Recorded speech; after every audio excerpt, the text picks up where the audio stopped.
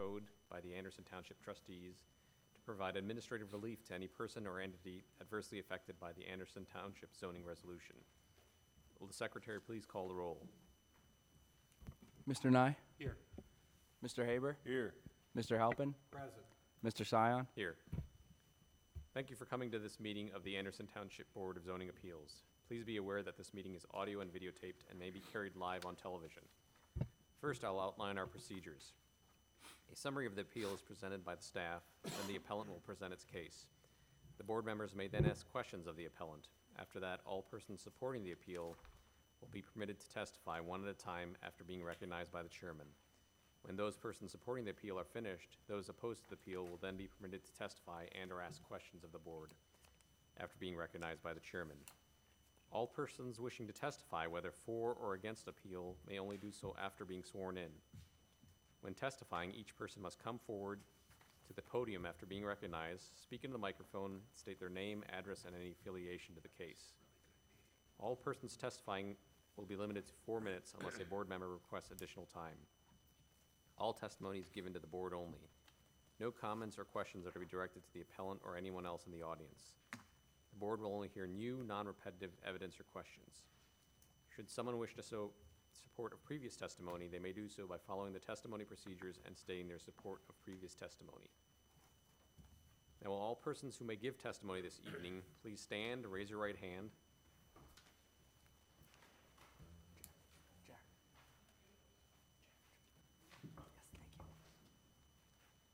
Do you swear to tell the truth, the whole truth, and nothing but the truth, so help you God? I do. Thank you. Are there any changes to tonight's agenda? No changes. We get a motion to approve the agenda as written. I move we approve the agenda as written. Second. We have a motion and a second. Will the secretary please call the roll? Mr. Nye? Aye. Mr. Haber? Aye. Mr. Halpin? Aye. Mr. Sion? Aye. Do we have any edits from the meeting minutes from last month? None from staff, no. I move that we approve the minutes as written. Second. We have a motion and a second to approve the minutes. Will the secretary please call the roll? Mr. Nye? Aye. Mr. Haber? Abstain. Mr. Halpin? Yes. Mr. Sion? Aye. And with that, we will proceed to continuation of case 13-2019 BZA. Will the staff please read the report? So this is a, we would like to make a motion to continue, or not make a motion, we'd like to continue this case to next month due to an incomplete application. But we will need a motion to make that happen. I move that we continue case 13, 2019 BZA till January, when it can be considered and all information is submitted. We have a motion. Do we have a second? Second. We have a motion and a second. Will the secretary please call the roll? Mr. Nye? Aye. Mr. Haber? Aye. Mr. Halpin? Aye. Mr. Sion? Aye.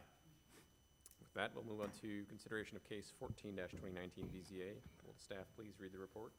So this case will be presented by our co-op, Jack Cunningham. Thank you very much. This is case 14-2019 BZA. The applicant is Carl G. Hartman on behalf of Dr. James Rogers, who's the property owner. Location's at 2905 Little Dry Run Road. It is zoned AA residence. The applicant is requesting a variance to construct a proposed 40-foot by 20-foot 4-bay detached garage in the front yard. This request is a variance to Article 5.2A7 of the Anderson Township zoning resolution, where an accessory building or uses which are not part of the main building shall be located in the rear yard and not less than 3 feet from the rear and side lot lines. The house was built in 2000 and purchased by the current property owners in 2009. 2 zoning certificates are on file for this property. The first zoning certificate for converting this deck, the existing deck, into a converted porch was issued on October 19th, 2010.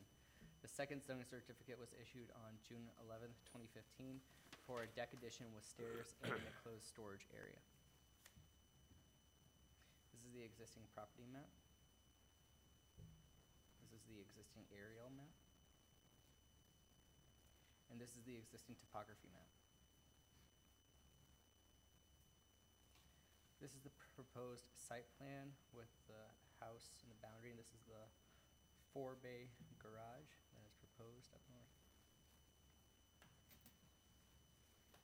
These are some images taken from the site. This is the driveway heading towards the property.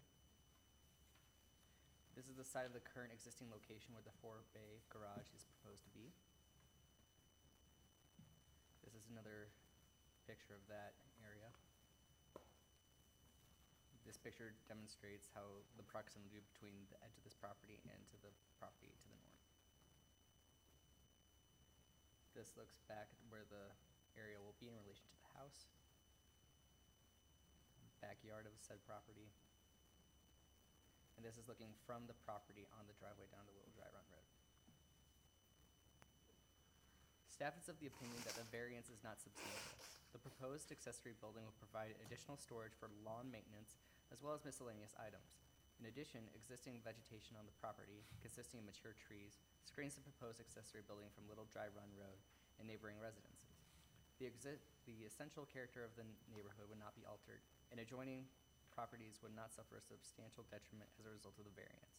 The proposed accessory building is located approximately 280 feet from the residence to the northeast, approximately 530 feet from the center line of Little Dry Run Road, approximately 73 feet from the property to the north, and approximately 145 feet from the property to the west. The variance would not adversely affect the delivery of governmental services. The owner's predicament can be feasibly obviated through some other method other than a variance. Building an accessory in the rear yard and not less than 3 feet from the rear and side lot lines will result in compliance with Article 5.2A7 of the Anderson Township zoning resolution. However, due to the topography in the rear yard where there would need to be significant removal of trees and vegetation, as well as extensive grading, which results in additional clearing of the property. Staff is of the opinion that the spirit and intent behind this zoning requirement would be observed by granting the variance based on the existing vegetation on the property and the distance from Little Dry Run Road and neighboring properties.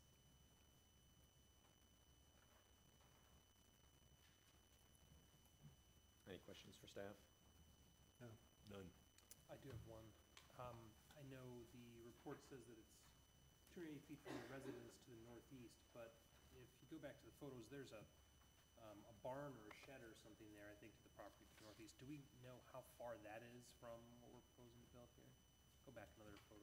Yeah, that one, right? Do I remember right? I guess, I'm not sure if we're looking at a house there, but I thought there was a barn or something there. Does that sound right? Maybe a question So for this the applicant. picture is taken from where the accessory structure is proposed, and this is the neighboring property to the north. That's the Right, house. so is that the neighboring house?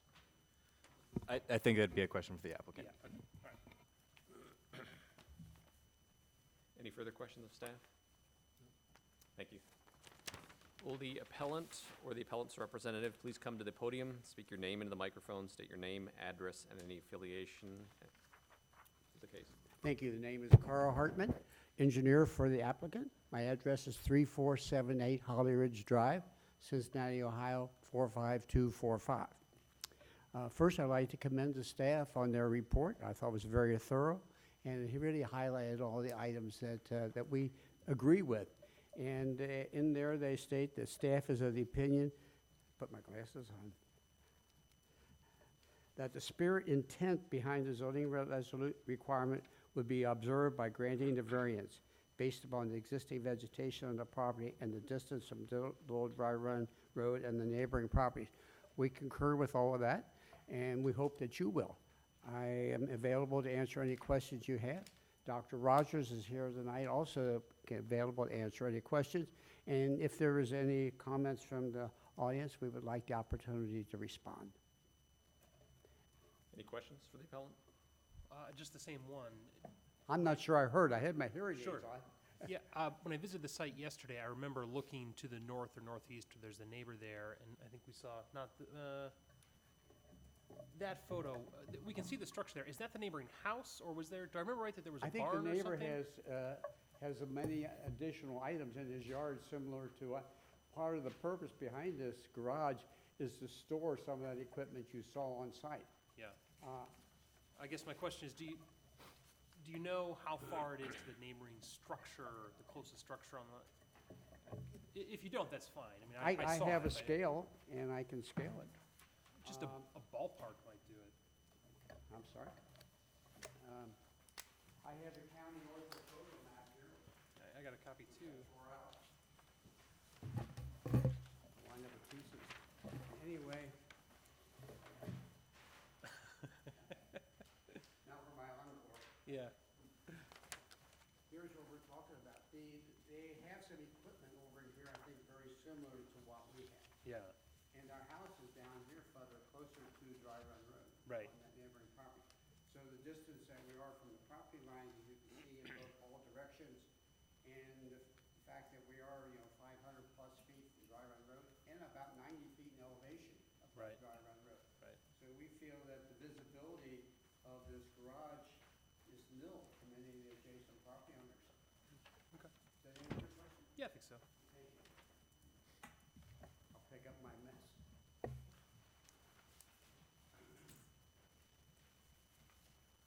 Any further questions for Mr. Hartman? Is there any drawings regarding the exteriors of the proposed garage as far as materials, shape, height, whatnot? No, we do not have them. The architectural drawings have not been done for it. Okay, Kind of pending upon the chicken and the egg. This comes first, and then we thought, that was I think, the philosophy behind the applicant. are you planning a variance based on either height of the structure? No, no variance required, no. Okay, thank you.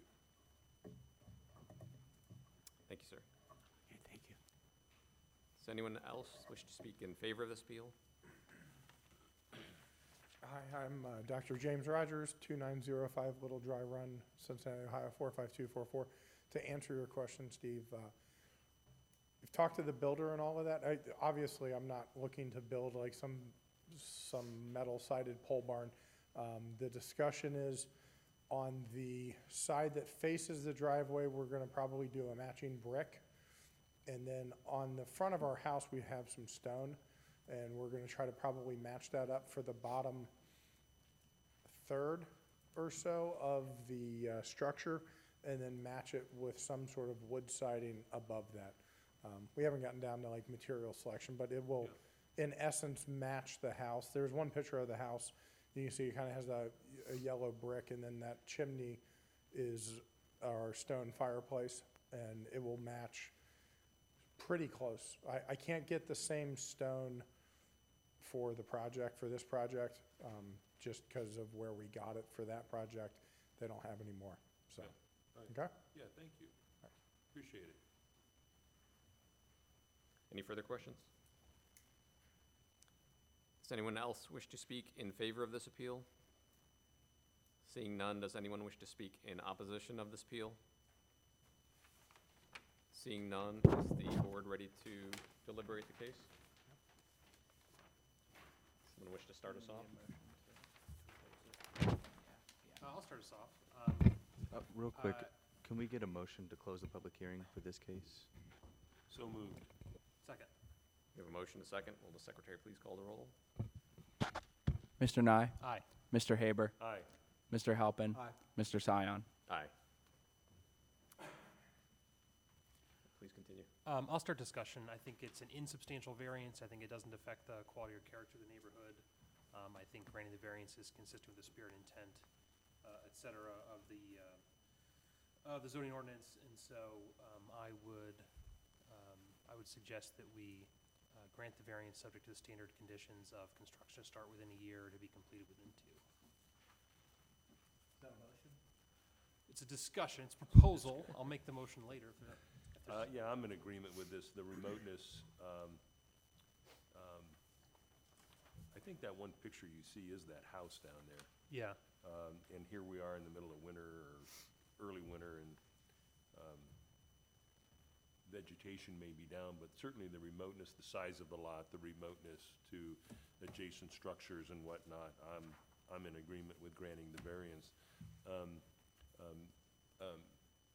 Sometimes when we're looking looking at cases like this, houses are closer together, and the consideration for what the architectural features may be is a little bit more important than I think it is. So I appreciate your indulging me with what you guys are planning on it, and I'd have no problem with granting the variance.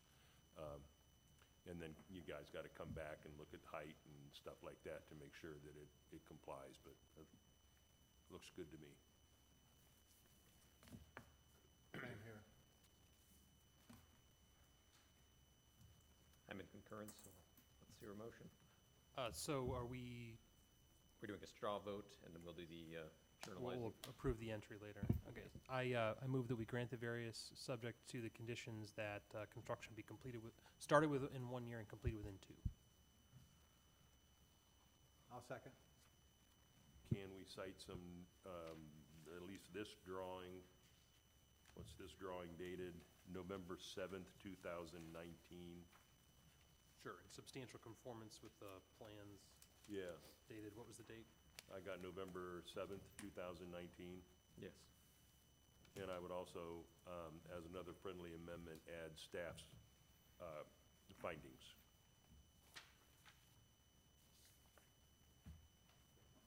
Second. We have a motion and a second. Will the secretary please call the roll? Mr. Nye, Aye. Mr. Haber, Aye. Mr. Halpin, Aye. Mr. Scion. Aye. And with that, we will move on to consideration of case 15-2019 BZA. All right, so second case tonight is case 15, 2019 BZA. The applicant is Steve Cordy of the Cliangers Group on behalf of the Forest Hills School District, who's the property owner of 7560 Forest Road. That property is zoned B residence, and the request is a conditional use request to allow parking lot reconfiguration, additional interior landscaping, and additional pedestrian facilities for Anderson High School. So a little bit of history about the property. This property was purchased by Forest Hills Board of Education in April of 1962, and Anderson High School was constructed in 1969. The following conditional uses have been issued for the property. In case 6, 2016, a conditional use permit was approved for a 17,800 square foot addition for a gymnasium, a 3,694 square foot addition for a science classroom wing, and a 2,862 square foot addition for security entrance vestibule. Additionally, a parking lot modification to remove the bus parking was approved, along with additional lighting and additional landscaping. That case was approved with 8 conditions. And then in case 19, 2017 BZA, a conditional use permit was approved for 2 manufactured units to serve as a temporary transportation office with changes to the previously approved case 6, 2016 BZA. These changes included a modification to the parking lot to include bus parking again, and then along with fencing and a new sidewalk. The case was approved with 4 conditions, one of which was a modular units need to be removed by the start of the school year in September 2020. Since the most previous conditional use permits, the bus parking for the lot has been relocated to Round Bottom Road in the village of Newtown, and additionally, a gravel pedestrian path has been installed on the south end of the property leading up from Forest Road. So here is an overall property map. You can see this property consists of several properties. This is an aerial view of the map. This right here is the pedestrian path I was referring to, and then this right here is the parking lot in question. Here's the topography map. You can see it's obviously flat by the athletic fields, and then here where the parking lot in question is. So here is the proposed site plan. This is just an overview of the whole site. And then a more zoomed in version of the plan, you can see that this is where there's a bit of reconfiguration of some of those parking stalls, additional interior landscape islands, and then changing this island in size. And then also proposed is this pedestrian walkway on the south end of the property. And then additional pedestrian facilities right here with a crosswalk and additional sidewalk as well, coming from Forest Road. And then this is the proposed site landscape plan. You can see there is landscaping in each one of the interior landscape islands. And then there's a significant amount of vegetation existing around the perimeter of the property. So here is a picture that staff took while on site. This is looking towards the parking lot in question, and here you can see this fence, which is proposed to stay. This is a view looking south at a couple of the accessory structures, which are for storage and maintenance. These are proposed to stay as well. Here you can see also one of the light poles. There are no changes to the lighting for this conditional use. This is a picture of the modular units, which I mentioned earlier. These are proposed, or these are based on one of the previous conditional uses. These are going to be removed at the beginning of the school year in 2020. This is one of the parking lanes, and these poles are electrical charging stations, which are going to be removed with this project as well. This is the end of the pedestrian path that comes up from Forest Road, the gravel path that I was referring to earlier. And as I mentioned, there is additional pedestrian facilities proposed in this location. And this is this is also where pedestrian facilities are proposed as well. This is a fueling station on site for the buses that used to be there, and this is proposed to be removed as well. And then this is a view of the parking lot looking towards the football stadium. This is the loading dock on site, and to accommodate for the loading dock, this landscape island is proposed to be shortened in length to accommodate for some of that truck traffic. And then this is where that sidewalk is proposed that I referred to earlier, with crosswalks across here and here in the parking lot, and additional sidewalk right here. I'm sorry, let me go back to the site plan. There's one thing that I forgot to mention. Staff did catch one thing with the site plan that was not in compliance, and it unfortunately did not make it into the staff report, and that was for the drive lane width between this island right here and these parking stalls. The required length or width of a drive aisle for two-way traffic is 24 feet, and this location is 21 feet. So the applicant has stated that should this be approved, they can resubmit plans with the 24-foot drive aisle instead of that 21-foot drive aisle. What do they do, just move the island? Yeah, Okay. narrowing the island a bit to accommodate for that extra footage. So I'll move on to the staff findings. Consideration for conditional use findings shall be based on the general considerations set forth in Article 2.12 D8, as well as the designated specific criteria for specific uses contained in Article 5.4 I-10. So this is the first set of conditions, standards that are to be weighed, and then this is from the specific criteria in Article 5.4 I-10. So H, the vehicular use area shall be located and designed so as to minimize impact on the neighborhood. We found this to be in compliance. L, measures shall be taken to minimize the impact of potential nuisances such as noise, odor, vibration, and dust on adjacent properties. We found this to be in compliance too, and noise, vibration, and dust will be minimized with the removal of the bus parking in the lot. OI is about landscaping. Landscaping shall be installed in accordance with the following buffer: a boundary buffer of 10 feet with 3.3 canopy trees and 10 shrubs per 100 linear feet. As I mentioned earlier, this is in compliance due to the existing vegetation on the site. PIII, signage shall be regulated as follows. There's no additional signage being proposed, so this is in compliance. And then S is all exterior lighting shall be directed away from the adjacent residential properties. This is in compliance as well, as no additional lighting is proposed. So these are the staff findings for Article 2.2D8A of the zoning resolution. Spirit and intent, the proposed use and development will comply with the spirit and intention of the zoning resolution and district proposed purposes by meeting the conditional use standards. No adverse effect.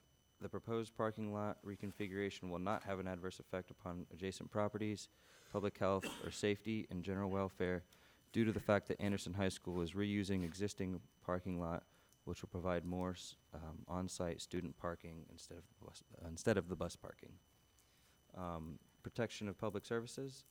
The proposed parking lot reconfiguration will respect natural, scenic, and historic features of significant public interest, as the reconfiguration will allow for more convenient parking for the school's athletic fields and will accommodate pedestrian facilities and connectivity to the neighborhood.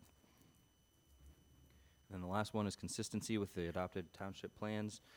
We found this to be consistent with the township's comprehensive plan and zoning resolution. The project is consistent with the transportation goal of the comprehensive plan, which states Anderson Township will be a community with a model sidewalk and bike trail system connecting residents to businesses, schools, recreation, entertainment, and other public uses. And then it was consistent with the quality of life section of the comprehensive plan, which states that residents will maintain a high quality of life, and that includes quality schools, entertainment, cultural activities, healthcare, religious offerings, and a diverse parks, open space, and recreational system. As I mentioned, there was one staff recommended condition that did not make it into the staff report, and that is that revised plans shall be submitted in accordance with 5.3DA of the Anderson Township zoning resolution, which requires drive aisles for two-way traffic to be 24 feet wide.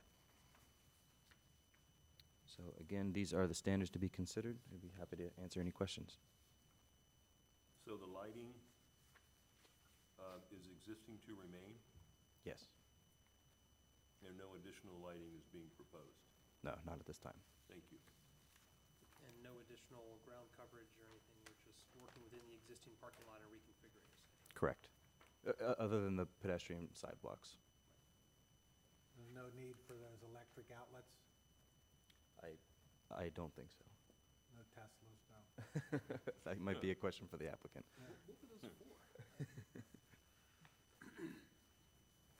Any further questions from staff? None? Thank you. Will the appellant or the appellant's representative please come to the podium, speak in the microphone, state your name, address, and any affiliation, and present the appeal? Good evening. My name is Steve Cordy with the Kleingers Groups. We are civil engineers and landscape architects working with the school district on this project. My address is 6219 Center Park Drive, Westchester, Ohio, 45069. Thank you for the opportunity. I have with me Mike Broadwater with the school district, if there's any questions for him. As typical, staff did a great job in presenting. They make my job a lot easier. Thank you for that. So this is kind of the final piece to a construction project that's been going on for a few years out at the high school. As you're aware, it's been a high school for 50 years now, I believe. And buses were previously parked on a good portion, I understand, a good portion of the 50 years. So buses have been moved to a site out of the township in Newtown. Again, this is kind of the final piece to tidy things up out there and bring everything up to code. So this lot recently was converted with, again, the moving of buses to the Newtown site was recently converted as a temporary measure to a car parking lot for students. And again, this plan, can you bring up the site plan? Just want to make a few notes on the plan, a few things to point out. First of all, the one condition, that was just an oversight on our behalf. We will reduce the island on the southern end to comply with the 24-foot drive aisle width requirement. So I just want to mention, previously constructed a couple years ago, the buffering adjacent to the residential to the west was constructed via fence, so we meet all the buffer requirements. I don't know if that was pointed out. So the buffering was previously met. Generally, we are proposing to cut islands into the existing parking lot to comply with the zoning resolution. We are adding, I think, around 20 trees in the islands and a few dozen shrubs as well to comply with the zoning resolution. So in addition, the islands, I think there's a 10% requirement for internal islands per the resolution, and we are far exceeding that with our calculations. So we're meeting the code with the number of trees and the square footage of green space internal to the parking lot. As Brad mentioned, the fuel station will be removed, and it'll just be infilled with asphalt. It'll kind of be part of the parking lot in the end. The temporary transportation office modular trailers will be removed as a condition of a previous approval. I think the intent is actually by June, but actually I'll mention all this work is intended to be constructed in summer. So the trailers will be removed, and the islands will be cut in and trees planted all in summer. With it being an active, quite large high school, we would rather do this work in the summer. So that is the intent with the schedule. The other buildings on site will remain as maintenance and storage. They will remain in place. Again, the bus chargers will be removed. I don't think there's a need for them other than maybe scrap copper. So the intent is to get them out of the way to make room for the car parking. I believe that covers most everything. We feel in general, again, this is kind of the final phase of wrapping this site up, and it's going to be a vast improvement for what was there for many decades with the bus lot, and converting to a car lot's a great use. Obviously, parking is always at a premium on high school sites, so we feel this is a big improvement. It kind of ties things together nicely as the final stage of work on site. So are there any questions? Is this ultimately adding parking spaces? You know how many?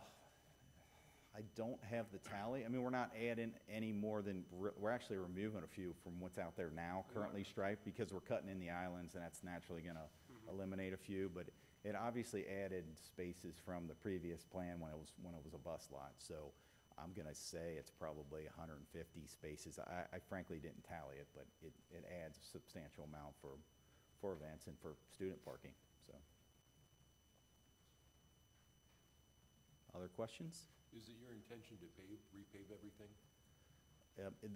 The lot's actually in really good shape. The asphalt's in great shape, so there's no intention to pave. We're the only additional impervious area that we're adding is a little bit of sidewalk to kind of help with pedestrian flow and walkers to the site. So, I mean, the asphalt will just be maintained as is, and it'll be obviously maintained through the years. And you're just going to patch it where you're going to cut into it or remove it?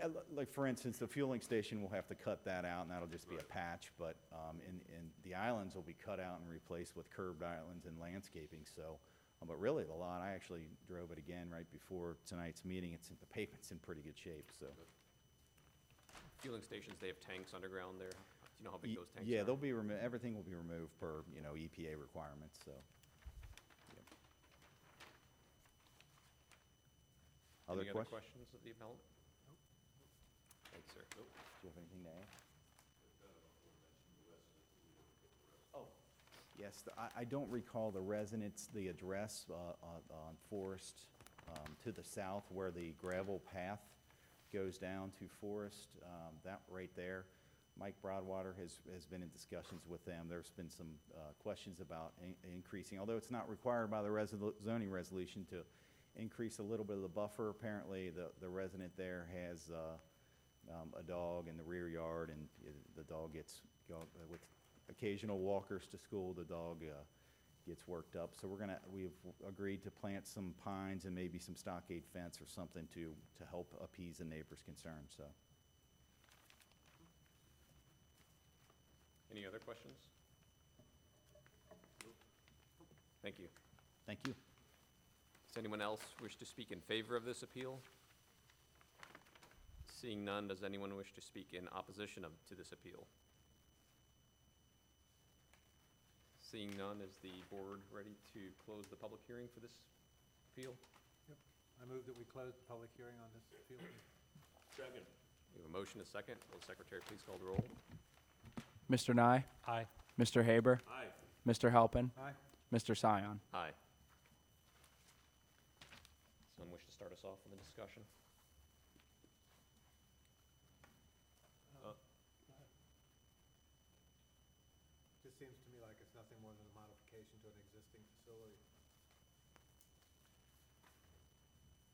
Yes, and I think, having been on some of these other earlier appeals, this is just the next step of what we've already been presented with and a vision for this. So I'm in concurrence with Mr. Halpin that this is a reasonable request, and vote that we grant all items. I agree. I'm in concurrence as well. Can we get a motion?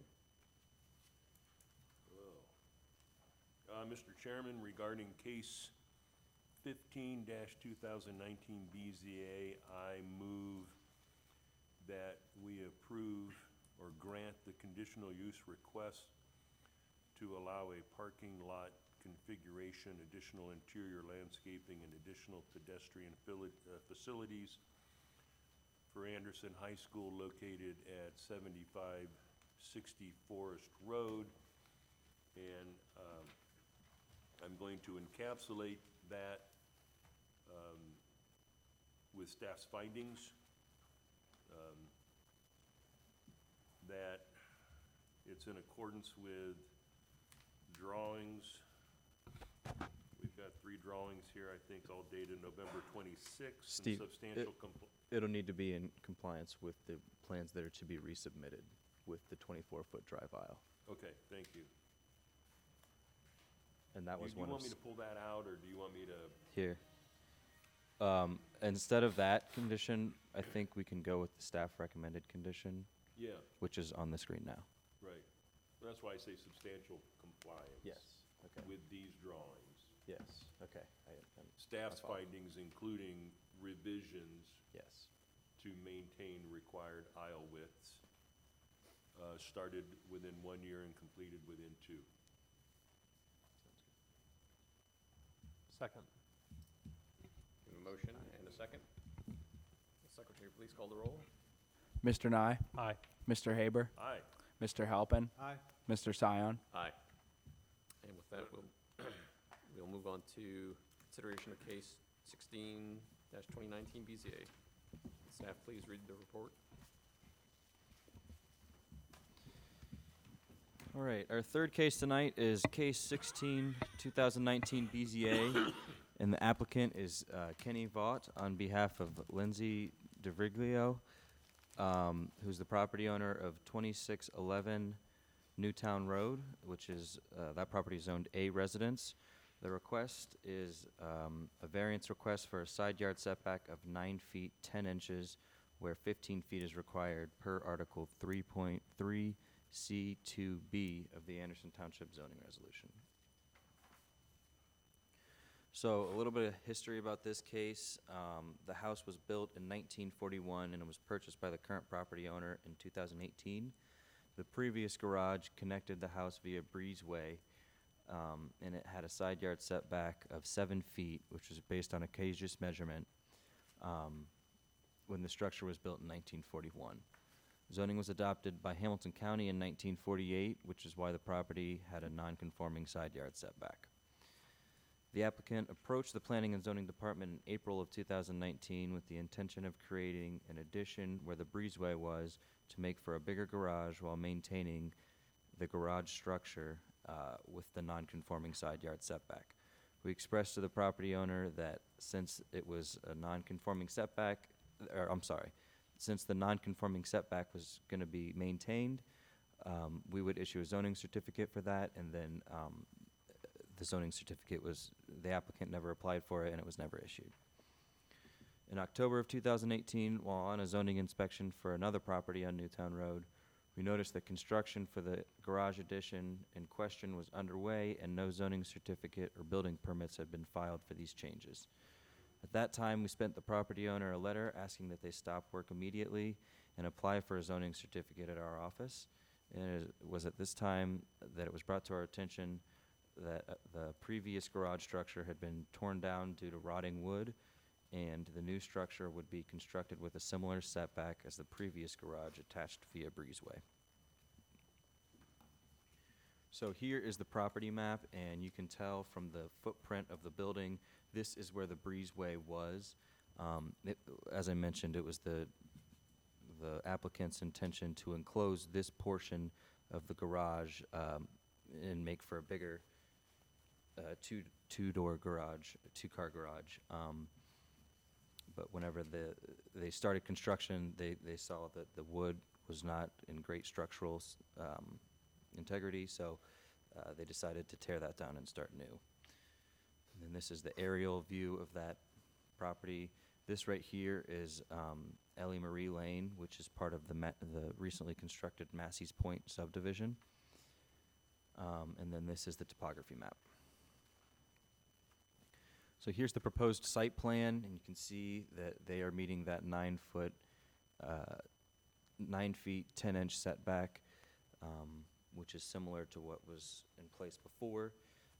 This is the portion where the breezeway used to be, and you can see that they're coming out a little bit further, 24 feet, and then this notch right here is to maintain that 9-foot, 10-inch setback. So here's kind of a before and after site plan. You can see this garage is a little bigger in size than the previous garage, and again, the setback from the property line is 9 feet, 10 inches. So here are a couple pictures staff took while on site last month. This is the view from Newtown Road. This is the front portion of the new addition with the two-car garage. This is the side view of it. And then this is a view from Ellie Marie Lane looking towards the structure. This is a view from further back in the property looking towards Newtown Road. And you can see the addition there. Here is another view of the structure, and this is where the property owner was measuring from, measuring that setback from. And then another view from Ellie Marie Lane. And then this is looking back at the property from Newtown Road, near where the entrance to the Massey's Point subdivision is. So staff findings. Staff is of the opinion that the variance could be substantial. The proposed addition was constructed without review from the Hamilton County Building Department. Additionally, staff has stated that the side yard setback, additionally, the applicant has stated that the side yard setback will be 9 feet, 10 inches, but there's no survey on file, and conflicting setbacks have been provided. The applicant stated that the property line was determined by existing stakes from the recently constructed Massey's Point subdivision. The essential character of the neighborhood would not be altered, and adjoining properties would not suffer a substantial detriment as a result of the variance. The addition is at a similar, if not even greater, side yard setback than the non-conforming garage was previously on the site. The variance would not adversely affect the delivery of governmental services. The owner's predicament could have been feasibly obviated through some method other than a variance. The applicant could have applied for a zoning certificate to enclose the breezeway area to the original garage. When the applicant realized that the wood had began to rot on the original structure, they decided to tear down the original garage and start to construct a new garage addition where the original garage was, which required a variance for the side yard setback. Staff is of the opinion that the spirit and intent of the zoning requirement could be observed by granting the variance based on the fact that the garage addition will have a similar side yard setback as the original structure. Additionally, the owner's intent is to add value to the home by increasing the size of a single-car garage to a double-car garage, but the fact that the lot has a triangular shape limits the buildable area on the property. So these are, again, our standards to be considered, and I'd be happy to answer any questions. No questions? So I guess the question for me is, does the new structure encroach into the required yard more than the existing did? Again, We don't know that, we don't know that. yes, we don't know that. The previous original structure was measured based off of cages, which is not always 100% No. accurate. Gotcha. And so that's where we measured that it was about 7 feet from the property line, But again, you kind of have to take that with a grain of salt because Cages is not always completely accurate. One other question then, because I saw that the overhang, the roof angle comes down and does extend more, at least projects out past that diagonal face. Is that a part of what's being, is that what's part of being considered as well? Well, we are measuring from the base of the Okay. structure, the foundation. Any further questions of staff? Seeing none, will the appellant or the appellant's representative please come to the podium, speak in the microphone, state your name, address, and any affiliation, and present your appeal. Hi, all. Kenny Vaught, 2611 Newtown Road, Cincinnati, Ohio, 45244. I have with me my fiance, Lindsay. We're actually getting married in 30 days, assuming this meeting goes well. Excuse me, were you sworn in? Not yet. Not yet? Not yet, Sworn but in. Should we ask her how we're supposed to vote? also, we have Scott and Cody Strauss, our neighbors to the west. And then, We're going to swear you in, sir. One Would you second, Please yeah. raise your right hand. apologize, Do you swear to tell the truth, the whole truth, and nothing but the truth, so help you God? I do. Thank you. And Please continue. I was saying that we have Cody and Scott Strauss, our neighbors to the west of our property, and then. Is it south? I'm always turned around, I never know. They're on one side, and I included a letter from Jim and Penny Douglas, our neighbors on the opposite side in this situation. Long story short, we got out of order a little bit. We thought that we had satisfied all requirements and every permit that we needed. I was sent a packet of stuff that I hung in the front window of the house. Apparently, it was all from Hamilton County Public Health, and we have to acquire them individually through every department. So lesson learned there, but it doesn't help the situation that we started adding on to the building. It's almost enclosed, as you could see. What we did, though, initially, when we started to try to do with the addition, the zoning department was the one that let us know that we couldn't encroach or, that's that word you don't like, right? I couldn't get any closer to the property line than the building that existed there. There was a block foundation in the ground for the older garage. We did tear it down. If you'd have looked at it just right, it probably would have fell down. And we built back anew exactly to the point on top of the foundation for the pre-existing structure in the rear of the house. We did come forward about 4 feet in order to make a little more room inside the garage, but that's the biggest difference. And the variance kicked us into play here because once the old building was on the ground, at that point, we were supposed to adhere to existing zoning requirements of a 15-yard setback, or 15-foot side yard setback, which is what brings us in here. We're right at, after some deliberation, when we finally pulled a twine line from stake to stake at both corners of the property line. 9 foot 10 inches is exactly to the foundation, that sidewall there on the house. And the reason that we catty-cornered when we did the addition, started framing everything up, was to make sure that we didn't get any closer to our property line than we already were with the pre-existing structure before we took it down. You said that the foundation, did you build onto the old foundation, or did you put in a new? There was a concrete, a cinder block foundation that the old garage sat on. We had a monolithic 6-inch pour over that foundation and across the top done, and then we went from there. It didn't go any further left or right. We just poured it all in as one piece. Yeah. So when you built your 5-foot notch, that runs parallel to your property line? Right? Essentially, yeah. So it's 9 foot 10 inch the whole way across? It's 9 foot 10 inches at the closest point. Okay. It actually gets a little wider from there because it's not exactly parallel. And so just so I understand what you're saying, I'm looking at the drawing here where there's a 19-foot wall and the 5-foot wall, that corner right there is where the old. That corner, was. exactly, yes, yes, sir. Okay. And so you didn't get any closer than the old one, except to the extent that the overhang comes over that notch, so that would be a little bit closer, I guess.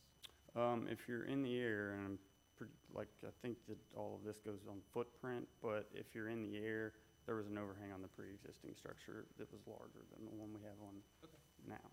And it was actually, the roof line was orientated opposite, like we built it essentially the same to match the line of the house.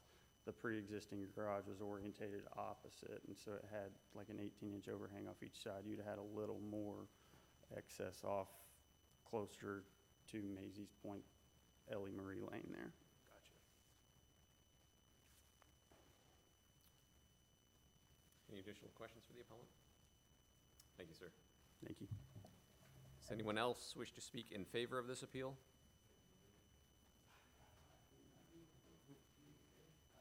Seeing none, does anyone wish to speak in opposition to this appeal? Seeing none, can we get a vote to close the public hearing? I want to ask the appellant one more question, please, sir. So you went through the whole building permit process with Hamilton County. So I went through it with Hamilton County. It was Right. Hamilton County Public Works that issued the first set of permits that we Right. received. Right. And I understood didn't- you didn't go through zoning through Anderson Township. Correct. When was the decision made to knock that corner off That rather was. than build it out square? So it seems silly, but Paul Drury and I, he kind of held my hand through the process because I've done most of this myself.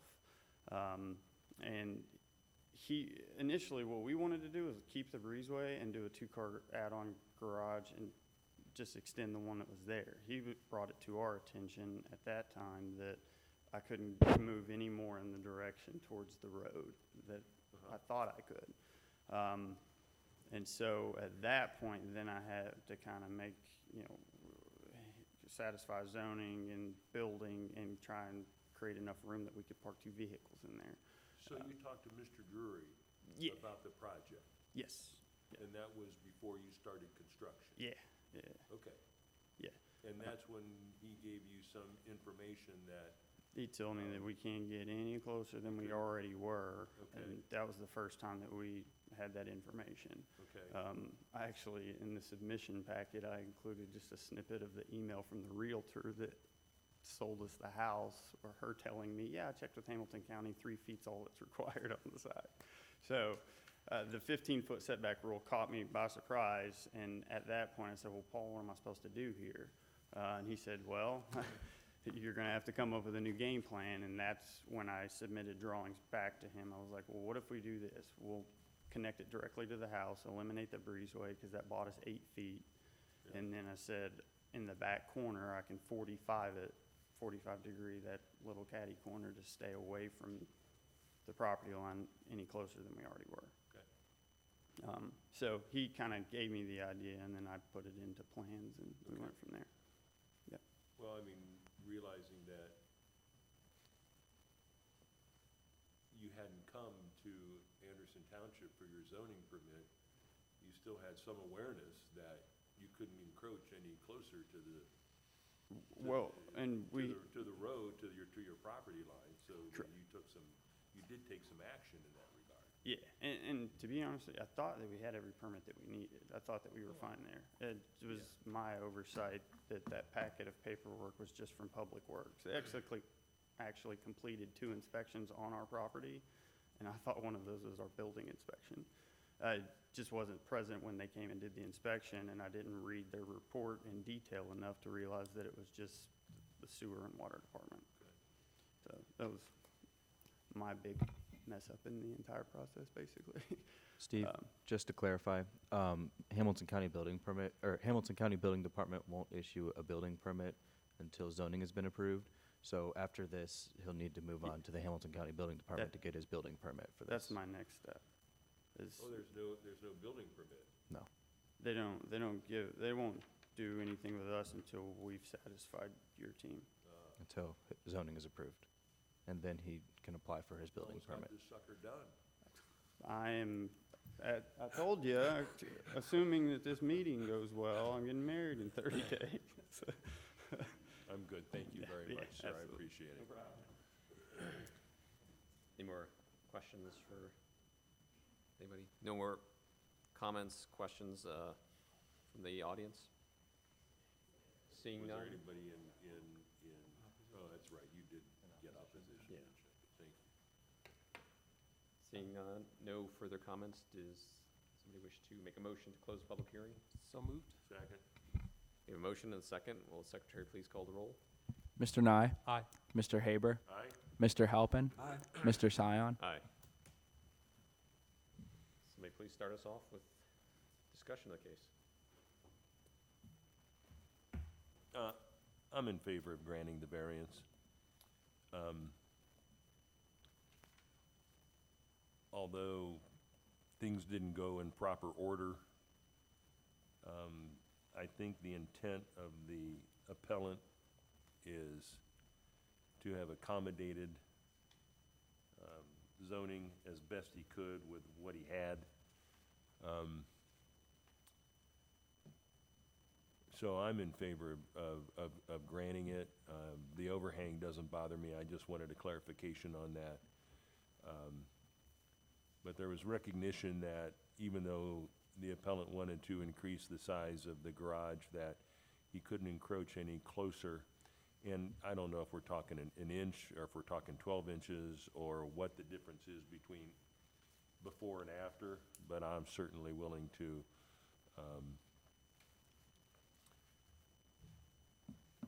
grant the variance. I tend to agree. You know, the big things in these, in my mind, are, you know, how it affects the neighborhood. I think between the unusual lot shape and the kind of unusual uses of the neighboring lot and the way that driveway runs through there, yeah, I just don't think it's substantial in context. And so, yeah, obviously things didn't go quite right order, but you know, it's not always easy to get it done right. So I think all things considered, Well-made points. yeah, I'm in favor of granting. So am I. I'll give my concurrence as well. Can we get a motion? Mr. Chairman, in case 16, 2019 BZA, I move that we grant the requested variance so long as the work is done in substantial conformance with the plans dated November 15th, I believe, with work to be completed within 2 years since it's already started.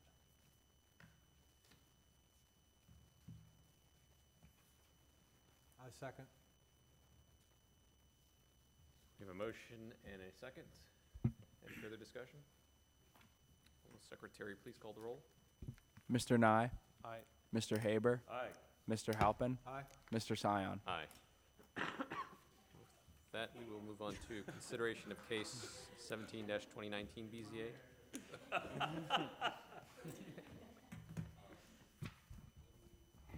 Well, we're not gonna ask where it is, because we're not gonna bomb it, that's. Speak for yourself. So a little bit of change in procedure here. This case actually started as a zoning violation, and PJ was the zoning inspector on that, so he's going to be presenting this last case.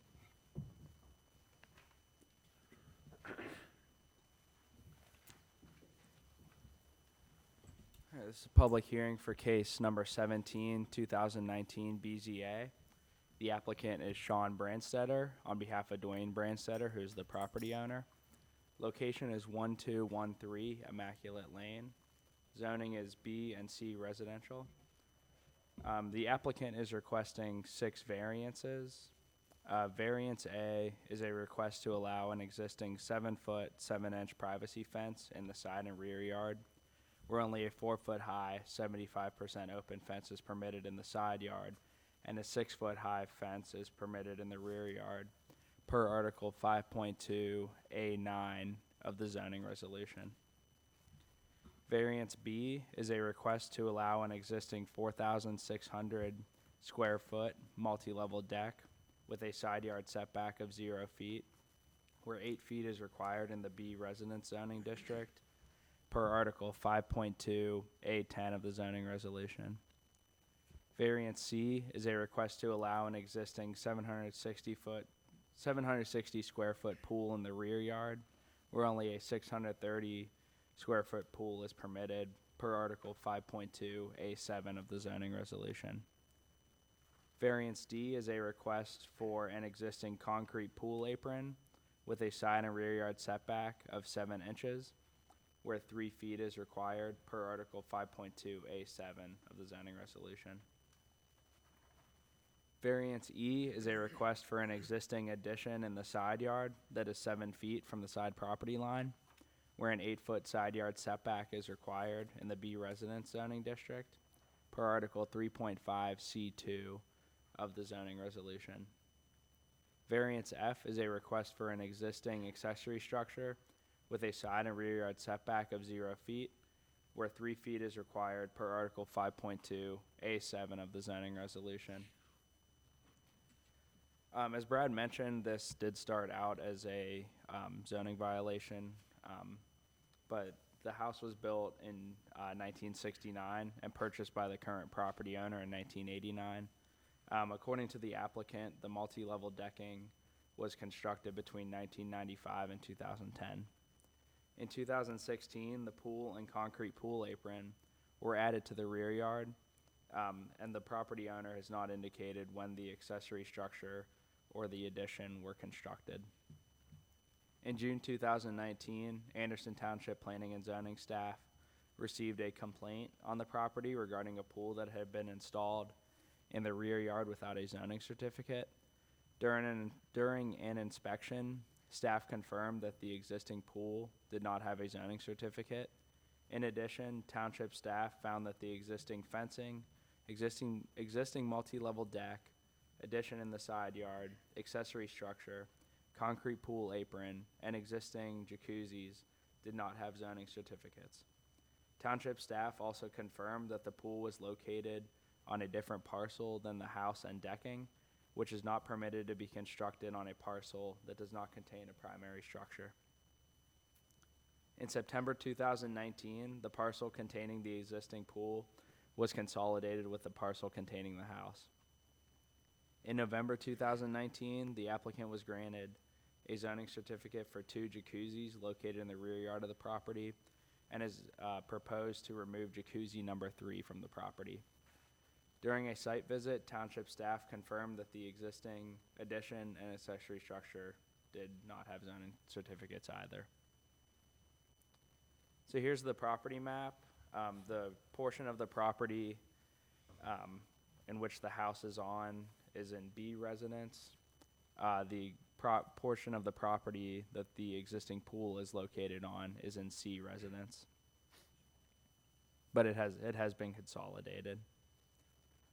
So here's an aerial view. This shows the pool, and you can see some of the decking through the trees as well.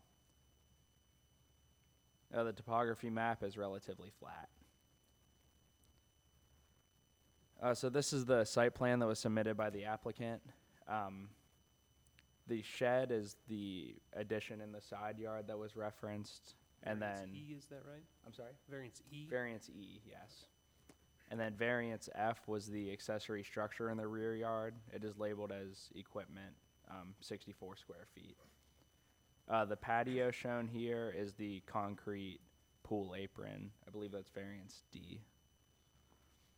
Jacuzzi 1 and Jacuzzi 2 have been approved in November. They have zoning certificates for those 2 jacuzzis. And then the existing fence is along the red line and goes along the property in the rear and side yard.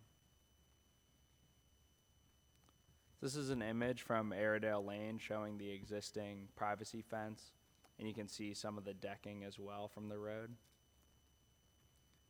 This is a more zoomed in version showing the existing privacy fence as well as the existing decking located on the property. This is the existing privacy fence shown from Airedale Lane. This is the property located to the west. And just for future reference, that is at 7834 Airedale Lane. This is the existing house as viewed from Immaculate Lane, looking towards the west. You can see the existing privacy fence located in the side yard portion of their property. This is also a picture of the existing privacy fence from Immaculate Lane, looking towards the west. This is as you're entering the existing multi-level deck structure, as well as the existing privacy fence. So this is when you walk into the rear yard of the property. To the left is the existing privacy fence, and then this property here is located to the south, and that is 7846 Airedale Lane. This is the existing decking that's attached to the house in the rear yard. This is a picture looking towards the north. This is one of the existing decks. I believe this is the highest portion of the deck. This is looking towards the west. This is a view from the highest deck, looking at the play equipment as well as the existing privacy fence and existing decking. As I mentioned earlier, this house is 7834 Airedale Lane. So this is the property to the west. This is a picture from the existing highest portion of the deck, looking at the existing accessory structure that is located directly on the property line, the existing pool, as well as the existing privacy fence. This is looking from that same deck back towards the east. This is looking directly towards the house. You can also see the addition in the side yard as well. This is an image looking to the south towards 7846 Airedale. It's looking towards Airedale Lane as well. This is looking to the property to the west, 7834 Airedale Lane. It shows the existing decking and the existing privacy fence that is located in the rear yard. This is looking back towards the northeast, showing the existing multi-level deck features. And then this is the jacuzzi that had been issued a zoning certificate back in November. This shows the existing pool as well as the existing privacy fence. This is looking towards the east, towards 1223 Immaculate Lane. This is an image taken from behind the pool, looking to the south at 7846 Airedale. So it shows jacuzzi number, or one of the jacuzzis that had been approved in November. This shows the existing accessory structure as well as the existing concrete apron. In this portion of the side of the property, the concrete pool apron is approximately 20 inches from the property line. In this portion of the rear yard, it is approximately 7 inches from the rear yard from the property line. This is a view of the existing house as well as the existing addition that was built. This is looking from Immaculate Lane. Again, another image of the existing addition located from Immaculate Lane. Just another zoomed in version. Then this shows the existing privacy fence. You can kind of see the pool and then the accessory structure as well. This shows the existing decking from a neighbor from 1223 Immaculate Lane. So there's a few different ways that we can go through, that I can go through the staff findings. When we were writing the staff report, I looked at each variance individually.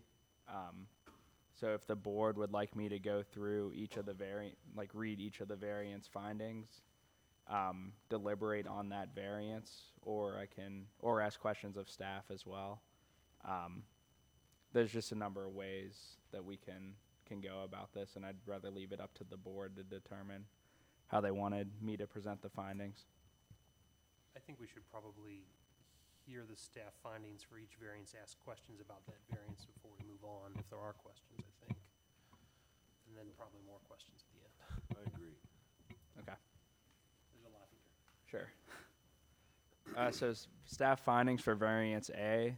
Staff finds that the variance could be substantial due to the 6 foot 6 inch to 7 foot 7 inch high privacy fence being in the side yard area and visible from Airedale and Immaculate Lane.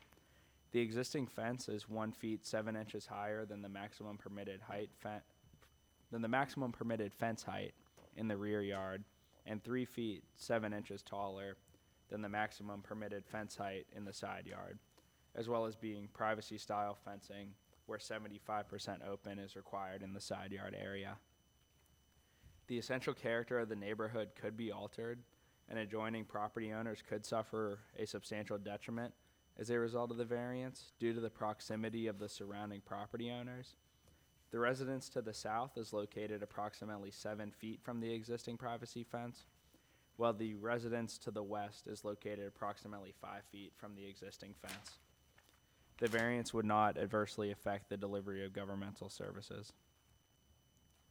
The property owner's predicament can be feasibly obviated through some method other than a variance. The applicant is permitted a 6 foot high fence in the rear yard and a 4 foot high 75% open fence in the side yard of the property.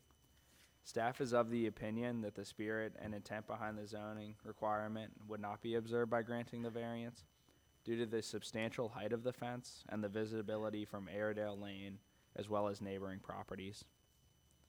So with that, we did have a recommended condition for variance A. Should the Board of Zoning Appeals grant the variance, staff recommends that the board consider the following condition, that the fence shall be modified to a maximum 6 foot high privacy style fence in the side and rear yard area. So with that, I'd be happy to answer questions regarding variance A. Yeah, would you please go to the colored I'm just gonna plan? escape and then- Yeah, just give me 1 second. Thank you.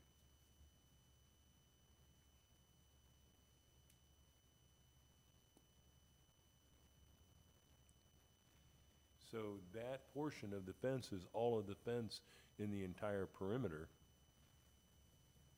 that you have that are denoted in red, That is correct. okay? So it extends,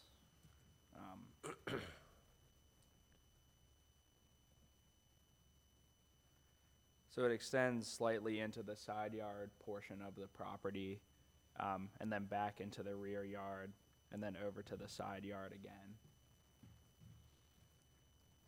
So as far as 4 foot requirement goes, it's only a few feet on each side of the house. Yes, that is correct. I'm not sure the exact number of feet that is in the side yard area. Did you say that the property didn't have any elevation, or was it a flat land? Yes, or it was relatively flat. Mm-hmm. It seemed like it, given that you had higher land, higher pieces going to a lower piece. Or is that because of the deck being built high in the back? To my understanding, that is correct, but it may be a question for the applicant as well. So in terms of what compliance would look like for the fence, Mm-hmm. so I guess starting on the north end of the property, the rear yard starts at the rear corner of the house, right? Mm-hmm. So from that portion of the fence that's directly opposite that corner to the right, it's supposed to be 4 feet tall. 4 feet high as well as 75% 75% open. Mm-hmm. And then from that point back, all the way around counterclockwise until you get roughly to the 9 in 169.65, Mm-hmm. it can be 6 feet privacy fence. That is correct. Okay, and then from there, again, back to the corner, however, 10 feet or whatever that is, then it's supposed to be 4 feet, 75%. That is correct. Okay. And again, it's 7 feet about from the house to the south and 5 feet from the house to the west. That is correct, and that was measured on cages. Okay. So that's why I used approximately. Yep.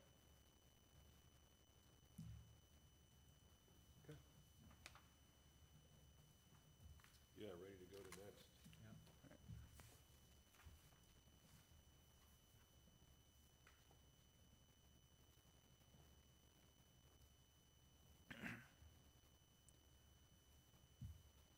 And this is staff findings for variance B.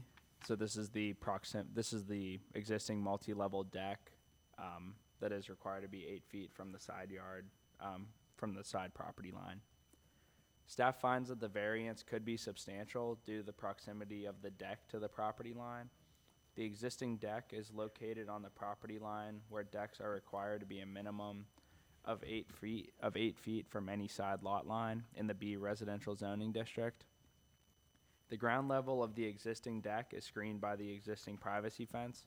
However, the upper portion of the deck is visible from Airedale Lane as well as neighboring properties. The essential character of the neighborhood could be altered, and adjoining property owners could suffer a substantial detriment as a result of the variance. The existing deck is located on the property line and is less than 7 feet from the residence to the south and approximately 5 feet from the residence to the east.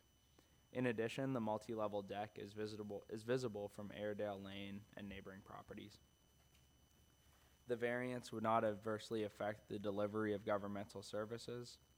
The property owner's predicament can be feasibly obviated through some method other than a variance. The property owner is permitted a deck in the side and rear yard. However, it must be a minimum of 8 feet from the side yard property line, according to Article 5.2, A10 of the zoning resolution. Removing the portion of the deck within the side yard setback would result in compliance with the zoning resolution. Staff is of the opinion that the spirit and intent behind the zoning resolution could be observed by granting the variance based on the screening from the existing privacy fence if variance A is granted. So I'd be happy to take any questions regarding variance B. Do you have a picture of the part where you suggest removing the portion would satisfy? Yeah, let me go back. So this is, this might be a better one. So over to the left is the existing privacy fence. And then the decking goes right to the privacy fence and right on the property line. Do you know how high that, that looks almost like a 2x4 there on the side. Looking at that, looks like a fire pit or something there. Yeah, a little below there, just how high off the ground? No, it wasn't measured, but that could be a question for the applicant. Okay, thank you. And so the buffer there, so we see the property fence on the left that's on the the privacy fence that's on the property line. And the required minimum distance for the deck is 8 feet, is that right? That is correct. And so I'm looking, I see the lounge there, that's probably, roughly 5 feet. So we're probably talking roughly to the edge of those planters that are kind of there in the middle, right? Approximately. I don't think I'd be comfortable answering. We didn't do a measurement from that point.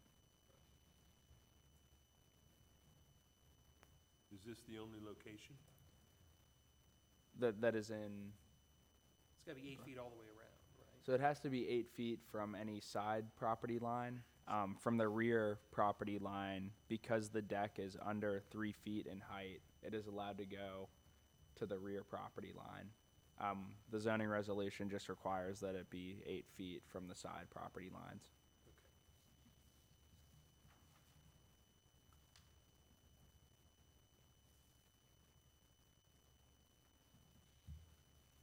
I'm ready to move on to C.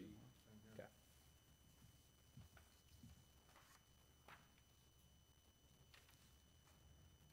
And this is for the existing pool. Staff finds that the variance is not substantial the applicant is requesting an additional 130 square feet for a total size of 760 square feet, where 630 square feet is permitted. Due to the irregular shape of the lot, the width of the lot at the building window is 70 feet, while the width of the rear of the lot is 103 feet. The irregular shape of the lot negatively impacts the applicant when determining the maximum permitted size of a pool or accessory structure. The essential character of the neighborhood would not be substantially altered, and adjoining properties would not suffer a substantial detriment as a result of the variance. The existing in-ground pool is screened by the existing privacy fence if variance A is granted. It would still not be visible from Airedale Lane or Immaculate Lane. The variance will not adversely affect the delivery of governmental services. The property owner's predicament can be feasibly obviated through some method other than a variance. The applicant can reduce the size of the pool by 130 square feet to come into compliance with the zoning resolution. Staff is of the opinion that the spirit and intent behind the zoning requirement would be observed by granting the variance based on the irregular shape of the lot and the existing privacy fence that screens the pool from neighboring properties as well as Airedale and Immaculate Lane. So I'd be happy to answer any questions regarding variance C. I do have a question. Mhm. You say the existing in-ground pool is screened by an existing privacy fence if variance A is granted, but it could be screened by a 6-foot privacy fence even if no variance is granted. That is correct. And that was the interpretation of staff as well.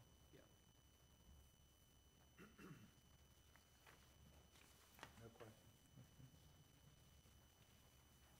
I have no questions either. Any questions? Oops, I'll go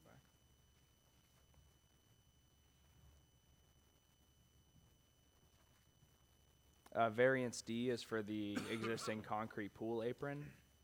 Staff finds that the variance is not substantial.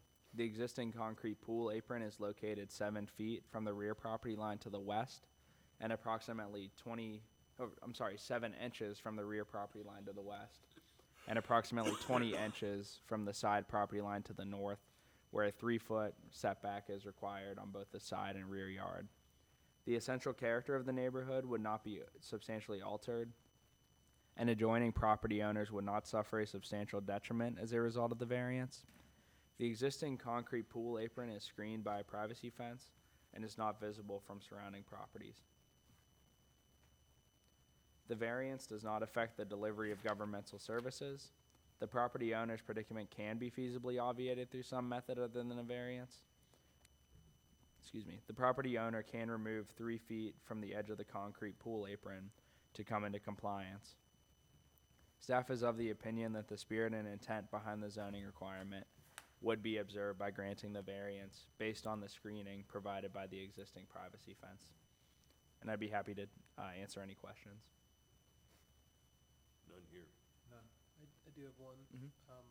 This is a question I'll ask applicant too, but in staff's visit, did the staff see anything that made them think that the extension of the concrete all the way to the property edge caused any drainage problems?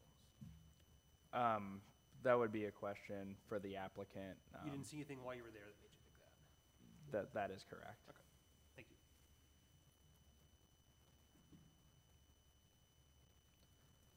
All right, staff findings for variance E. This is for the existing 96 square foot addition located in the side yard of the property.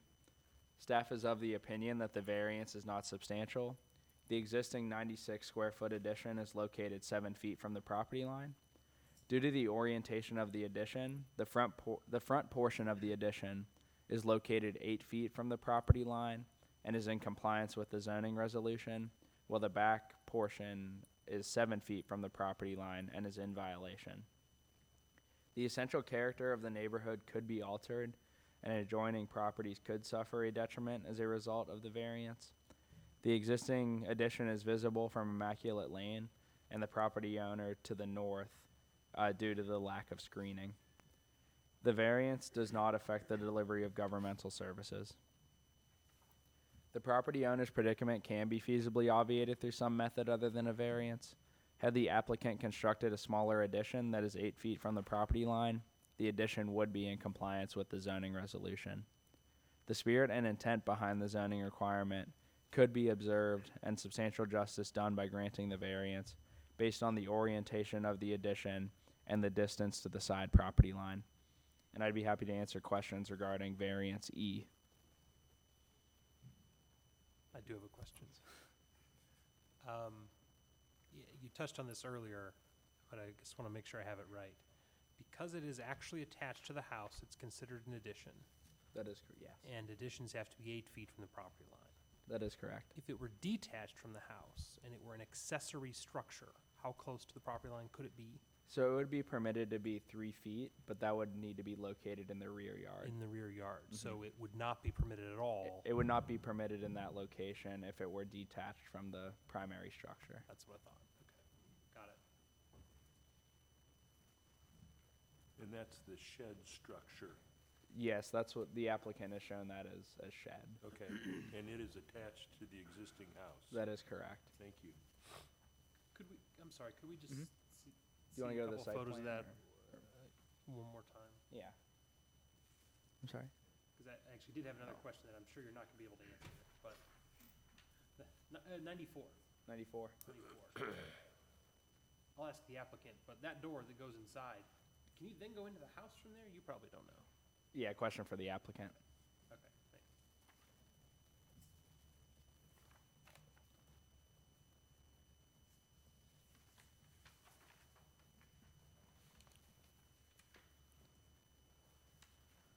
And these are the staff findings for variance F. This is for the existing 64 square foot accessory structure. Staff is of the opinion that the variance could be substantial. The existing 64 square foot accessory structure is located on the property line where a 3-foot rear and side yard setback is required per Article 5.2A7 of the zoning resolution. The essential character of the neighborhood could be altered, and neighboring properties could suffer a detriment as a result of the variance. The existing accessory structure is located on the property line and is located approximately 63 feet from the residence to the south. In addition, the roof of the accessory structure is not screened by the existing privacy fence. The variance does not affect the delivery of governmental services. The property owner's predicament could be feasibly obviated through some method other than a variance. The property owner could bring the existing accessory structure into compliance by moving the structure a minimum of 3 feet from both the side and rear yard property lines. The spirit and intent behind the zoning requirement would not be observed by granting the variance based on the lack of screening provided by the existing privacy fence and the distance from neighboring residents. And I'd be happy to answer questions regarding variance F. No questions, but I would like to see the photo of it again. Sure.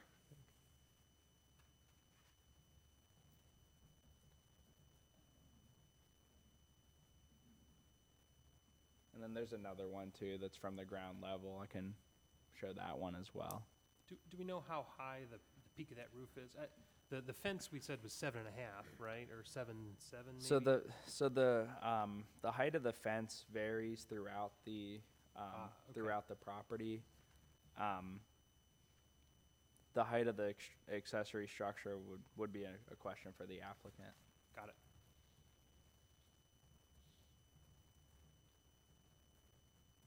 No question? Any questions?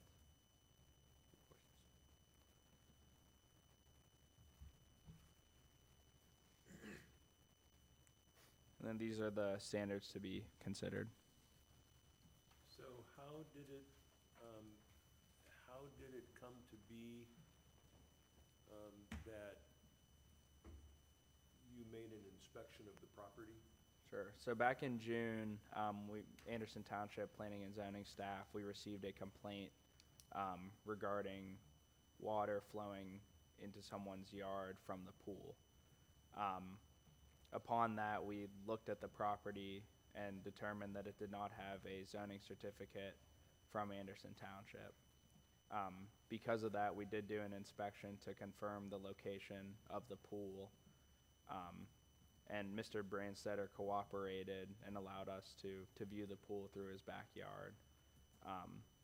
While we were on the inspection and after we came back from the inspection, we also went back in the system and determined that the existing decking, fencing, and the various variances requests did not have zoning certificates either. Okay, thank you. Any further questions of staff? Will the appellant or the appellant's representative please come to the podium, speak into the microphone, state your name, address, and any affiliation, and present the appeal? Sean Branstetter. I reside at 1328 White Oak Road, Amelia, Ohio 45102. And Dwayne Branstetter is my father. Do you have any additional facts to present?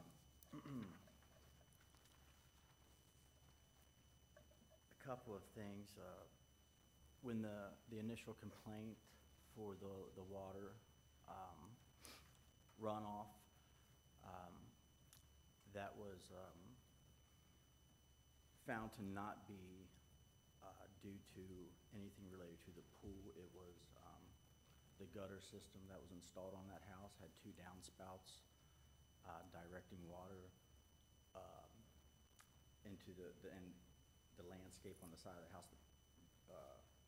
Topography goes up, and long story short, they had to put in a French drain on that side of the house to eliminate the ponding water and the flooding that they were incurring.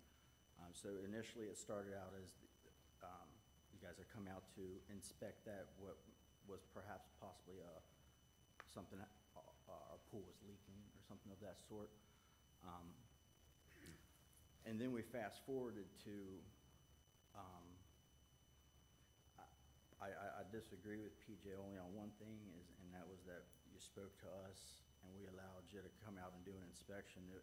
We had people working on the pool, and people were in our backyard was the very next thing that and were asking us questions, and then me and PJ started to talk about what was needed for the site plan, the drawing, and I started to work on the drawing. Other than that, I agree with everything, and to answer your question, sir, the door does not go inside of the house. That's just a door, an exterior door leading into that shed, and we keep our Christmas and Halloween displays there. I did bring with me signed affidavits from all of our neighbors contesting that they do not appeal to the deck at all, and several other things regarding what a great neighbor my father is, and that they appreciate the Halloween and Christmas displays and the other things that we do with the neighborhood and football games, etc. So if you guys wanted to read that, the address are specific to each of you. You took a lot of time to write these letters, so they all wrote you individual letters. And maybe at the end I can hand these to you guys. Mr. Hager, I believe you had a question. I can't recall what that was. Something that you were going to wait until I came up here to answer, possibly? I don't remember. I forgot. I Forgive me. should have wrote it down. I apologize. Are we going to accept the testimony into evidence? You can choose whether or not you'd like to look at the letters, but since those property owners are not here tonight and present, we cannot take those into the record as public testimony. Can he supplement his application with them, just like the other prior applicant? He can submit them and you can look at them, but it's not technically testimony. Yeah, I think we should see him, yeah. Actually, I don't think we need to see them. I'll tell you the reason why. Because if the neighbors had an issue, they should be here. That's my thought. Yeah, I don't know why it's any different than the guy with the house at Ellie Marie Lane who submitted a letter from his neighbor, though, I think. Well, I didn't take it into consideration. I did. Okay. No, I did not. I mean, I don't know if we need to vote on that. I guess I don't know what the board rule is on, or if there is a rule specifically. Well, I think typically we've approached it that if people are. Oh, they should be, I They prefer them to should be be here, here. yeah. Yeah. I mean, I'd certainly give it more weight if they were here, but are we prohibited from looking at them? That would A lot be of up to our the board. neighbors are senior citizens. I understand, yeah. By senior, what do you mean? Excuse me. I just would believe it would be a lot to ask someone to come with wintertime, 5 o'clock. So I didn't ask. With the responses that we got, I believe that if I had asked them to show up, that we would have filled the room. I asked them to write a signed affidavit that I could bring with me, and I didn't have one neighbor tell me no. So however you would like to receive them, I would like you guys to read them with or without it going into evidence. I do believe that it shows a lot about the integrity of my dad and how he upkeeps his property and what his neighbors think of us. So however you guys. Well, I think my preference is to go through those people that are here. Yes, sir. So that we can continue to hear those people that may be in favor, and then to hear anybody that may be opposed. And then we can decide if we want to accept these letters, but are we going to read them tonight? Are we going to read them later or whatever? I would suggest, why don't you maybe drop them with Brad and VJ, and then we'll get to everyone else, and then we'll kind of cross that bridge in 10 minutes or something. Okay. Does that work? Yeah. Yep. Sure. Any further questions for the appellant? Not yet. I might have some more, but none at this time. Thank you. So the site is a third of an acre? That includes where the pool is, or? No, that doesn't have, that was on the auditor's website, and it wasn't including the pool because it's relatively new, and we just had that parcel included. And How large is that parcel? I included the drawing. I don't have it in front of me. The- 35 by 56. 35 by 56. It's like 4 hectares. I don't know what this. I come off by the two numbers, but I can't convert.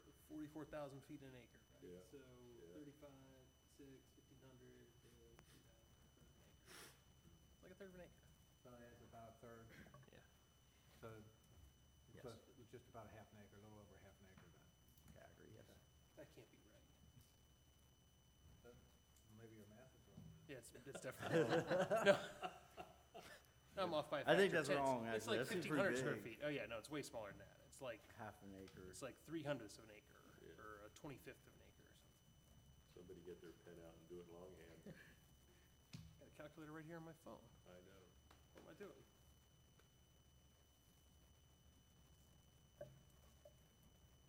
$1,960 square feet. But those are feet. Yeah. Hang on, I got you. What was that, 1900 what? It is 0.044 acres. Okay. It's not much. Not much. I asked PJ a couple questions about a couple of things. One of which I think you addressed in terms of water runoff. The little building in the back corner, kind of like the northwest corner. Yes, sir. I asked how tall it was relative to the fence there. He said, well, the fence varies. Do you know how tall the fence is in that corner? On that picture, we had, you can see what is a pool table and a bar, and you can see that those are relatively 36 inches from grade, and that gives us a good idea of how high that fence is. So right there, and then, so that's about a 5-foot fence. The elevation does vary around the property, and Okay. long to short, going to the back of going back to the back of the yard. On the left, on the west side of the property, that's the highest fence elevation. The fence is the same height all the way around, but obviously the elevation, the topography changes a little bit.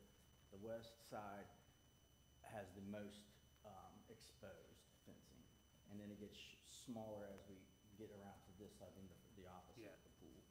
So, you know, if you're a normal height person, it looks like that's not a full-size door there, for example, in that little shed. So, am I right to think that, for example, like, you know, if you walked into that's a little door on the left, right, of that little shed? A little pass-through door? It's an opening, yeah. What that is our pool equipment's in there. Sure. And we have it covered up, so there's an opening to walk, and no, it's not a 36-inch wide opening, you have to turn How sideways. tall is it? That's my You can question. stand in there. It's the open structured ceiling, the framing's opened up in there. Yeah. And right behind that pine tree, we have another double door cabinet style to reach in and make quick adjustments to any of the pumps. Okay. I got a sense of it. How long have you lived at this address? I lived there throughout high school. How about your father? My father still resides there and has since 1989, 89? 86. 86. Did it have these fencing, or did you install it? We Did started, you do all the modifications? yeah, we started in 95 and it took approximately 1995. And it was, there was never, as you can tell by kind of looking at it, there was no beginning and end. It was just here and there and weekends and nights and family and friends. And my dad is retired from the roofing industry, and other people from roofing would come over. My brother currently owns a roofing company, and his guys would come over, and we all built it together, and it seems like my entire life. Excuse me, to answer you, the auxiliary structure and the shed were built at the same time as the pool, 2016. I know that was one unanswered question. Thank you.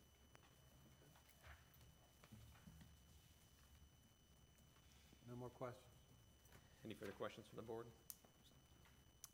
Thank you.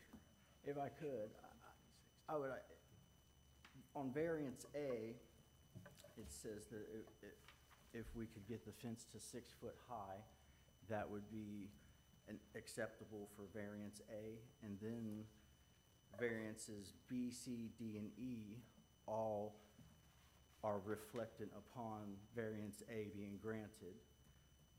And then variance E is that roof. So I didn't know if the fence itself has 18 inches of lattice work from the top of the fence up. So in essence, if that wasn't there, the perimeter fence would be within code to your 6 foot.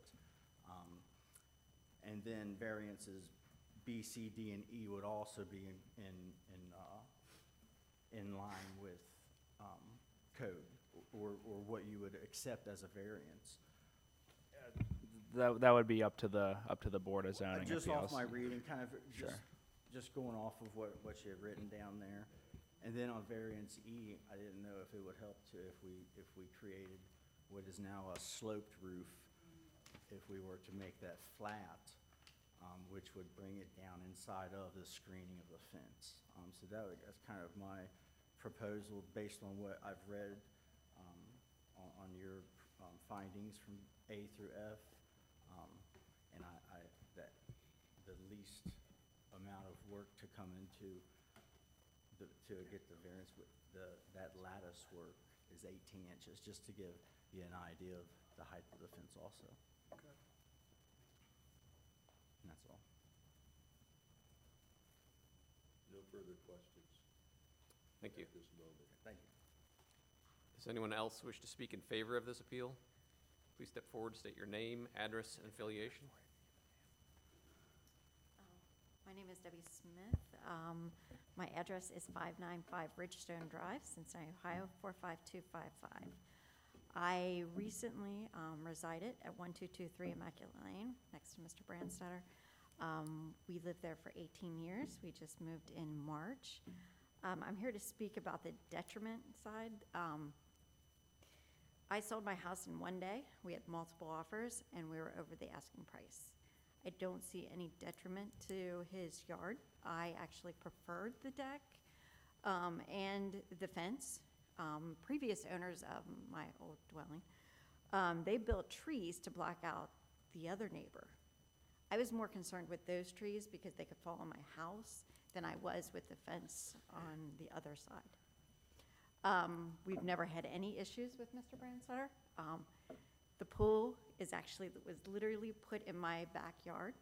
It was not my property, but it was in my backyard. We had no problems. There was no noise. There was no visibility of anyone in that pool. In fact, Mr. Brandstetter actually encouraged my 2 kids to go and use the pool. Didn't put the gate that I wanted there to make it more accessible, but, so no, I'm here to speak at least for the neighbors. I know that a lot of them wrote letters. I did. I'm here. We all love the property. The deck, we've loved the deck. I'm invited to most of the parties, and it's amazing. I've taken pictures. But yes, and there is no detriment. I sold the house, like I said, one day. We had multiple offers, went over the asking price. Everything was there when we sold the house, and it was no issue. Thank you. Any questions? Thank you. Thank you. Does anyone else wish to speak in favor of the appeal? Seeing none, does anyone wish to speak in opposition to the appeal? Please step forward. Yeah, please, were you sworn in when you? Okay. Do you want them addressing just one at a time? Please state your name, address. Lyle Hamilton, 7834 Airedale, 45244. 55, sorry. And your name Oh, and I'm address. Amy Hamilton, 7834 Airedale, 45255. Thank you. The objections I have are not to the fences or to any of the vertical structures. The height of the fence. The height of the fence, we have no objection as the western neighbor. What we do object to is that the set-off on the pool apron runs within, I believe, 7 inches of the property line, and then the deck structure runs right on the property line in what would be the rear of the Brandstetter property. And I have to say that the water doesn't come in our yard from rain. It comes from when Mr. Brandstetter's workmen hose the pool apron off and hose the deck off. The water runs into our yard, and they were blaming it on our gutters. I pointed out to them that we had a large pool of water in the backyard. I even showed it to them on a day where there was clear blue sky from sunrise to sunset. And the first time it happened, the gentleman said, well, what we'll do is we'll dig a small trench along the yard to get rid of that drain so that would drain away and not come into your property. This continued another clear day, and a couple of months later, more water in the yard while they were hosing off back there. I brought it up again, and this time the same workman said, well, that's always the way it's been, and that's always the way it's gonna be.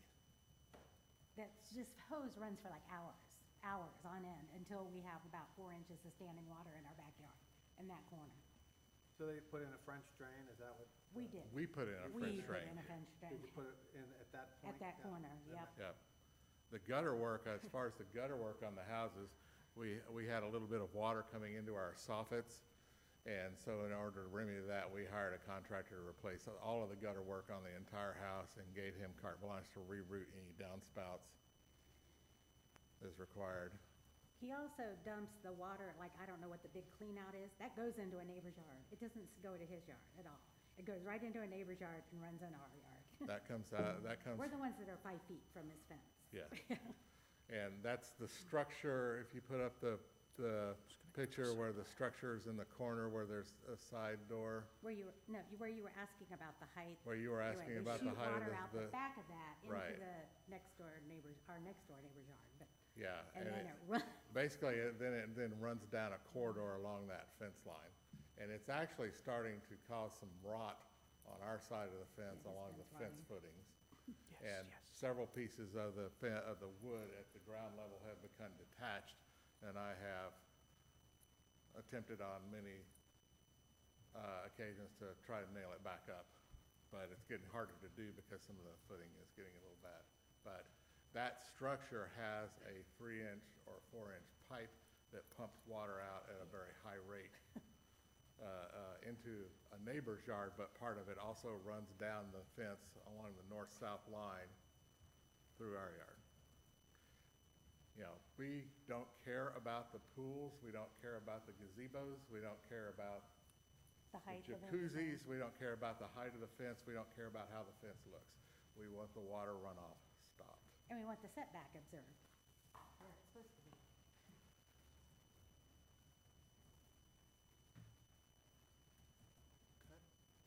No So, questions? so you're the house on the left there? in this- Yes, we're the Yeah. house located right in the corner, that house right That there. one, yeah, Is your house Yep. for sale? yes, Yes, it was. it was. We Okay. took it off the market. We took it off the yesterday- market. Today. Okay. Did anyone tell you that that affected the Every ability to- person who looked at it said, what is that next door? What is going on there? Do they have wild party? Did they mention Yeah. anything specific about it, or just? Well, they wanted, it's the one person, the one that had a contract on it, we did have a contract on it, asked why the fence was so close, Yeah. so. Yeah, and they did ask, you know, there are loud parties or wild parties or late night parties, we told them no. No, they don't have And those. that is the truth, we have not been disturbed by any of the By the noise. activities or any of the people using the pool or any of the people using any of the other facilities that he has in his backyard. We have no objection, nor have we experienced any discomfort to Right, right, anything right. he's been That doing part's behind the fence. That's not where we're objecting solely to the wash water from Yeah. the deck and the pool apron coming into our yard. And where's your house again? If it- It's that structure there on they're about it, right there, that house right there. Okay, that's- Yeah. I asked earlier, we heard earlier that the height of the fence varies around the property. Do you know how high it is there? It's along your taller line? than me in some cases, and I'm right at 6 feet, so I'm gonna say it's about 7 feet. But here again, I will restate, I have no Yeah, objection you to know, I the understand. fence Yeah. at all. Except where it is. It is too close to the house, but we It's knew on- that when we bought it. It's on the so, property line. Yeah, it's Yeah, on the I don't property like to line. about that. And what we have the problem with is that the deck structure and the pool apron run right up to the fence, and when they do their hosing, all that water runs right out into our yard. Yeah. If the drainage trench or whatever we want to call it that had been proposed by the workmen that would run on Mr. Brandsider's side of the fence in a north-south direction, had they constructed that and that stopped the water, we would be here saying we are in favor. But we can't do that because of the water runoff, and that was not agreed to. Now, I don't know who that gentleman was, and I don't know whether he had the authority to make such a commitment on Mr. Brandsider's behalf. How long you lived there? Since 2016, when the pool was put in, we So bought so it did that you live year. there before the pool at all? No, So you don't know if it really got worse? yeah. I mean, I guess it All I wouldn't- can- wouldn't be hosing The off. pool was or there anything, when we but- moved in. Yeah, okay, gotcha. You mentioned that there was a pipe Yes. that's discharging water. Can you have any more information about that? Well, it's about 6 feet into somebody else's property, so I can't really. It appears to me that it's about a 3-inch PVC type pipe coming out of the gazebo structure in the rear. The one that you inquired about the height of? Yes. It goes out the back It of goes that, up the back, into the neighbor's the yard. back wall of that into the neighbor's yard. It's about 2.5, 3 feet off the ground. It appears to be about a 2 and 3-inch pipe. And when it discharges enough to where it shoots a couple of feet out. Yeah. So it's It's like discharging somebody opened the fire hydrant. with a good amount of force. And then They're some on of, 2 acres, so their house is a good distance from where the discharge is, but it runs right into our yard. yeah, So some of that it was my runs next along the question fence line was down in When the southern. that water comes out of the pipe, Yes. then the topography is such that it then flows into your yard. It runs down along the southern side of the fence, yes. It runs in a southern direction along that fence line there, yes. Thank you. Any further questions? Again, I want to make sure that we're not objecting to any of the other variance requests including fences, gazebos, jacuzzis, whatever. Yep. We don't object to that at all. Thank you. We'll give you a chance after the next opposition. Hello. My name's Joan Gilmore, and I live at 1241 Immaculate Lane. So I'm 4 houses down from Mr. Brandstetter. And I will say, you know, he maintains his property very well, and that all of his property, I think except maybe the pool, was there when I moved in this home in 2014. And so whatever the adjacent neighbors are saying, it's probably what you need to consider. I'm much less affected by it, but I did want to let you know that your public hearing notice had the wrong month on it. It said November 5th. That's our bad. Yeah. Sorry about that. There was a sign in the yard of the property, but if you live on Airedale, you may not go down Immaculate because it's a dead-end street. And so I respect your knowledge and decision-making, and we'll leave it in your capable hands, but we'll remind you that you not only have to think about what's happening now, but what's going to happen 30 years from now. So, thank you. Any questions for this individual? Thank you. Mr. Brandstetter, do you want to rebut any of the previous testimony? I just wanted to mention, one of the signed affidavits was from the gentleman that lived in that exact house for 20 years prior to them moving in. So he did write a letter. And I wanted to mention also, which I think you have it in one of the pictures, but there is a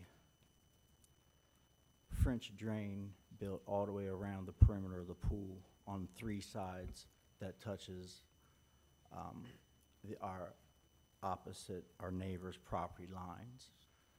That is the only offset that the pool apron has is the French drain and 3-inch round ballast aggregate. So that was put there intentionally to catch runoff. The 3-inch diameter pipe is a backwash, and since 2016, I think we may have used that 5 or 6 times. You very rarely have to backwash a pool unless you have to remove a substantial amount of water to get your water quality correct. That's its only purpose, and we haven't had to use that very often or frequently. And this is the first that I've heard that the backwashing of the pool had created a problem. But again, I think we might have done that 5 times ever. So that's all. I just wanted to let you know, you have a good picture of that French drain that goes around the pool perimeter. So which one? So is that the, like, there's some gravel? Yeah, that's the white round 3-inch ballast. I can just go to the, sorry.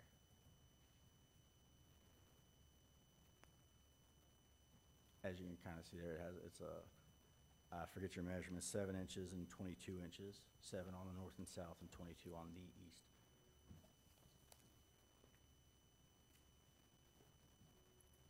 And that's all. Thank you.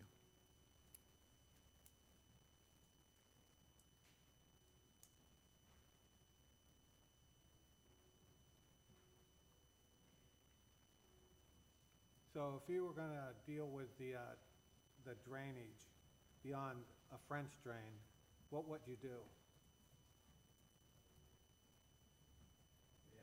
Yeah.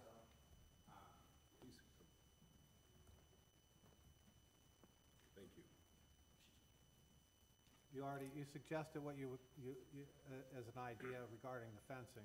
I guess my question is, in fact, if there is water buildup in other people's yard, how can you help accommodate getting that water out of their yard into the street? Well, as it was mentioned, Besides using a French drain. as it was mentioned, that it seems to be a problem, not so much of an act of nature, but an act of our guys working 4 hours with a hose. I don't know what he's doing, but it could probably be done in a quarter of that time if he's just cleaning the water. Based on their testimony, what I heard, that's what they observed. The problem occurs from guys out there working and trying to clean things up. If somebody's running the hose for 4 hours, the first thing I think is they're just turning the hose on and running somewhere else and playing on their telephone, because it wouldn't take 4 hours to do anything in that backyard with the hose. I don't know if since they had the gutters reconfigured and the French drain put in, if it's been a reoccurring problem since then, or if we haven't had the rain to see if it's eliminated that issue. That would be one question that I ask. And if after reconfiguring the gutters, installing the French drain, if we still have a problem with that, I would have to seek a landscape engineer or somebody that knows a lot more about what we would be able to do to eliminate that problem. I don't really know what the answer would be, but I would be curious to know if it's an ongoing issue after those two, after the homeowners next door had those two things taken care of on their property. We can definitely take care of a guy in a backyard running a hose for 4 hours, and we can definitely take care of taking more precaution if we backwash the pool, perhaps letting them know prior to doing it. That way, if anything shows up, we can immediately stop what we're doing, being a little more cautious and neighborly, just letting you guys know prior to us doing it if the need arises to backwash the pool again. Is there a drainage system on the patios? Meaning a drain and piping For the sewer line? like a sewer line? On where, I'm sorry? On the patios. Where the pool's located, where do the French drains drain to? The patios are sloped and the French drains are at the perimeter. The water goes through the aggregate there. It was all built by the pool contractor prior. All the lines for the pump and et cetera down to for the traps, I think they call them. So no, there is no drain. It does not drain centrally to a drain. It's sloped outward to those French drains, and that's why that's why the gravel and the ballast is set there. And then, so where does the French drain discharge, though? That's gotta go somewhere. I don't know. Okay. I don't know if it comes out. I would have to investigate that. I do not know the answer to that. Perhaps maybe where the backwash drain is. Maybe if I investigate in that area. I don't know the answer, though.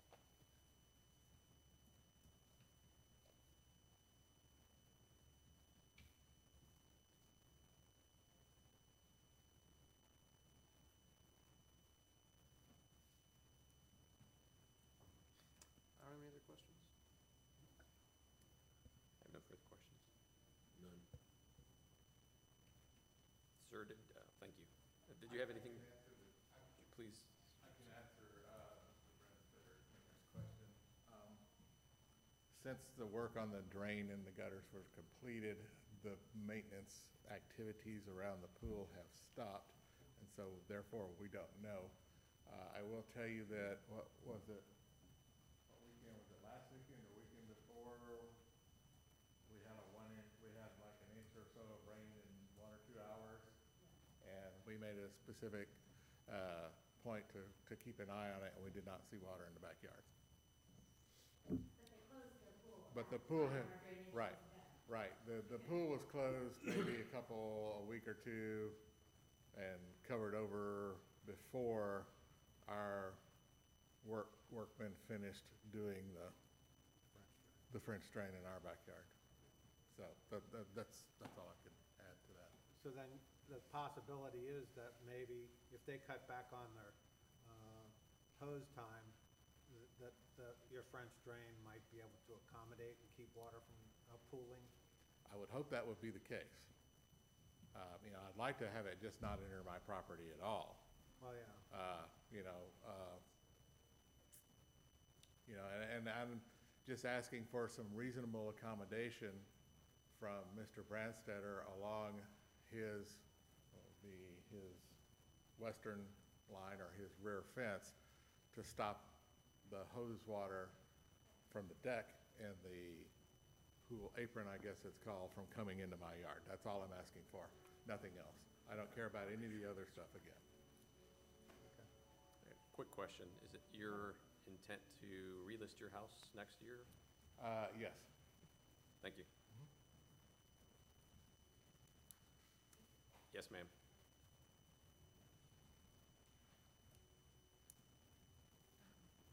I'm not sure about the water in the backyard, but I do know before Mr. Brandstetter put the pool in there, the property behind my property where the pool is now, it did have standing water almost all the time. I didn't go into my backyard much because of like mosquitoes, because of that standing water. I was actually encouraging my husband to talk to Mr. Brandstetter to put a fence. It was also like a lot of overgrowth in that on the property. So I don't know if the water is what caused it, but I could tell you that it was there before the pool. My husband can attest to that too.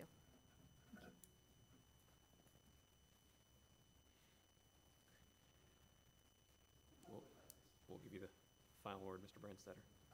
Could you explain to me the difference between residence B and residence C, zoned residence C and B? Yeah, so it determines it's the density of the allowed density of the lot, the side and rear yard setbacks, front yard setbacks. That's what I thought. And the picture we have here, to the right, that is the zoned lot C. And without knowing what that meant, I know that that property line, the owners of it are acres on up where they live, and they may mow and take care of their property. That's like the woods right there. And I don't know, perhaps because it's a Zone C property, it's the topography's all over the place, and there's it's wooded area. Perhaps that's causing some water runoff. If it, after hearing the neighbors say prior to, previously before the pool's there, the problem existed. And I don't know much about that, but I think maybe, and I thought maybe you guys would be able to join in, and if it was a problem, you would have spoke up. I don't know if that had anything to do with it, if that would create, if more water would be held on over there with the way the land is, the zoning C, I don't know. So it's not based on, it's based on location regardless of the topography or the land Okay. of that. Just trying to that district, get to the yeah. bottom of what that is and help. Yeah. Thank you. That's all I had. Thank you.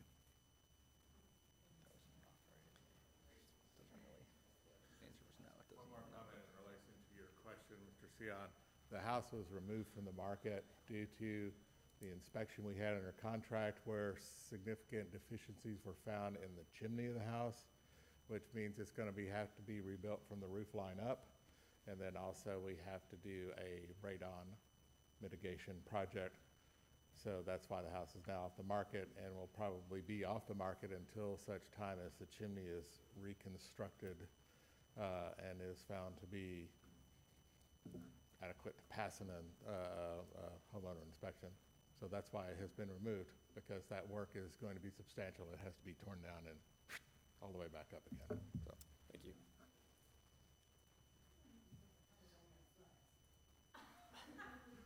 my wife would like you to know that no other part of the yard floods except that area there. There's a picture that shows what is to the left of this. Yeah. I think it has to do with the deck. Yeah, that part there. Just you see where the cyclone fence is, that's my fence. It's that area of the yard right through there that picks up water. And you can see, if you look along the bottom of the fence line there, you can see the discoloration there of where some of the boards are starting to decay around the base of the fence. So it's that, It's that section, and that downspout was draining into another drain, which was then rerouted into the French drain by the contractor that we hired. And so your new French drain runs along that fence line towards the photographer here? That is correct. It comes, basically it comes right where you see where the two pieces of our gate meet one another.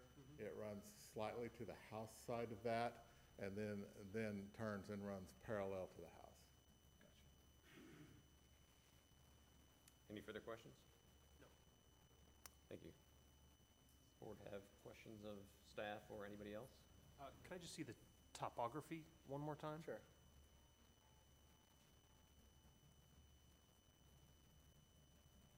Okay. I don't have any other questions. In fact, I'd move to close the public hearing. Second. We have a motion and second. Will the secretary please call the roll? Mr. Nye, Aye. Mr. Haber, Aye. Mr. Halpin, Aye. Mr. Sion. Aye. And with that, will somebody start us off with a discussion? Before, I guess, I should think before I speak. I wonder if we should not have closed the public hearing, if we should have continued the public hearing process based on what we heard about the notice date for the hearing. And we can always vote to reopen it if we decide to continue the case. Maybe we should talk about that first. I gather that the notice published to the neighbors had a November 5th date. That is correct. So, I mean, I'm a little concerned that maybe someone wanted to be here to be heard and thought they'd missed their chance. It's a valid concern and was something I was thinking of as well. So with that in mind, I think my inclination is to say, let's kick this over to January to reopen the hearing, take any, I don't think we need to re-present anything we've heard. We would continue it in progress. Everything that's in the record would be in the record. The letters can be submitted to us as well too for review on our. Yeah, on our or if website. better yet, if those people wanted to come up and add their additional testimony to it, they could be here next month with a proper notice. I think that's maybe the thing to do. Since we're here, I think maybe we should still discuss it a little bit. I don't know if the rest of the board would rather just hold all discussion until next month. I could go either way on that, I think. But I think it probably is important to get a correct notice out and make sure anyone else who wants to be heard can be heard. Yeah, I don't know that, I would consider, if we're gonna continue it, which, I'd be in favor of continuing it. I don't know that we would need to continue with discussion at this point in time, because there could be, like you said, we could get a bunch more opposition, a bunch more pro for it, and it'd be better to consider it at that time when we have everything in. Yeah, right. Not set our opinions out until we have all the information. Not sure if staff has any opinion on that too. That seems to be what Yeah, it's up to the board, but that seems to be a good direction. Generally, when we continue things, we ask for, if you're requesting more information from the applicant, specific information, but it sounds like the continuation is based on a new public notice instead of more information from the applicant. Is that right? Okay. I think that's what I'm thinking, yeah. Anybody disagree with that? Any further discussion? Mr. Haber? I'm trying to grasp our process here, because there's so much, and there is, because we haven't added anything, we haven't asked of the appellant anything more. Should we continue, we wouldn't ask anything more, and yet I'm trying to discern, given that all this is existing, how does this board approach these decisions as to whether or not a variance is going to be appropriate or not? Because there's so much here. I would have hoped that the appellant would have, of these, what do we got, 6 items? 6 items that, you can accommodate the fence, you can't accommodate ripping up concrete all that much. There's an addition to the house that is non-conforming.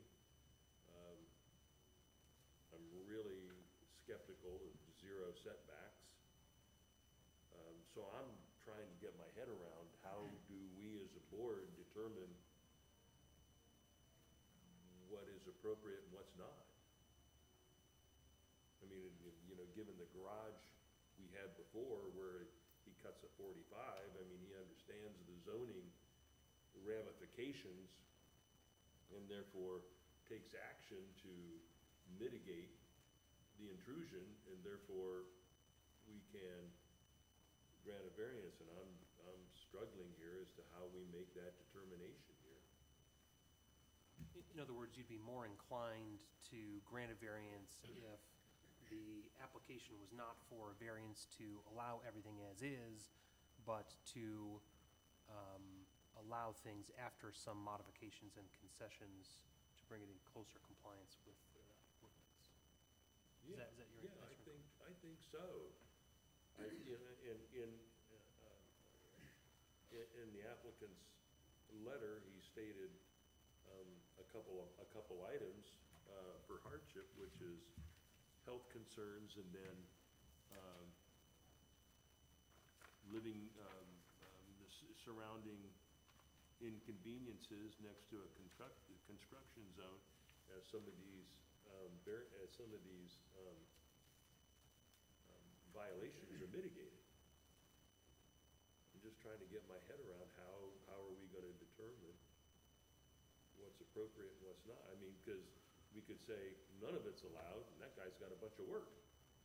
Yeah. Which maybe really shouldn't even come into play.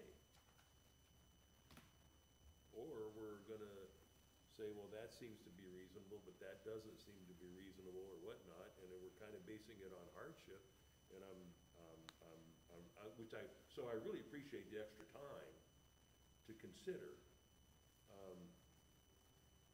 I guess for me, and we can open up the public hearing at our next meeting in January, but I would like to know from the applicant what the applicant is willing to do.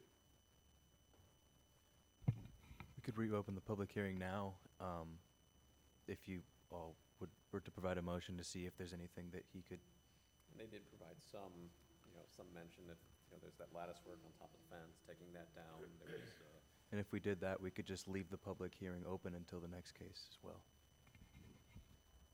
Yes, and Mr. Sion, to respond to that is, I don't think it's up to us to suggest remedies, which is, okay, if you've got that lattice work, take the lattice work off, and then I don't know if you're in compliance or not. that wasn't us, that was his suggestion. No, but you know what I'm saying, Yeah. is either we're looking at granting a variance or we're looking at denying it.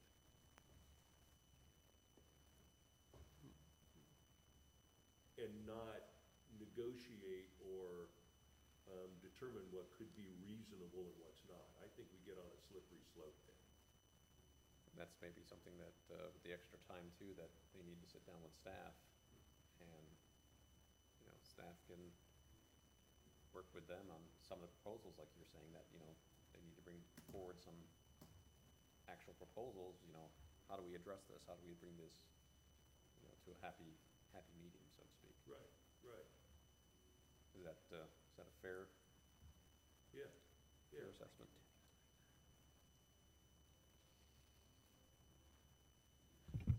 That's, I understand what you're saying. I think it's kind of tough.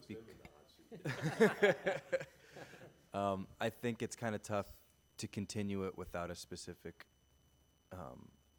request what we're looking for, but I mean, did you have? Yes, I mean, the board can continue it based on the date, the notice, the wrong date on the notice, but if you were to continue it with additional reasoning, we'd want it to be specific as far as what are the expectations of staff and what are the expectations of the applicant.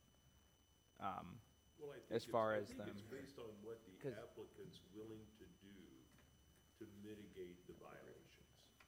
And for crying out loud, do you really want to bust up concrete? I don't know. you know, so to me, it's what's the applicant is willing to do and what he's not willing to do so that we can then make that determination. And we aren't gonna make that determination ourselves. And I don't think it would be fair to staff to make those determinations I agree. either. I agree. So I just want to make sure it's in, that if the reason is, So we could open up the public hearing tonight, we could open it up next time, but we can certainly ask the applicant to determine a course of remedy that we then can consider.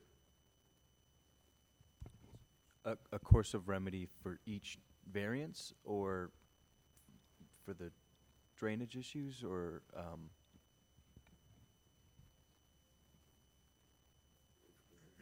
For the variances that the applicant's requesting.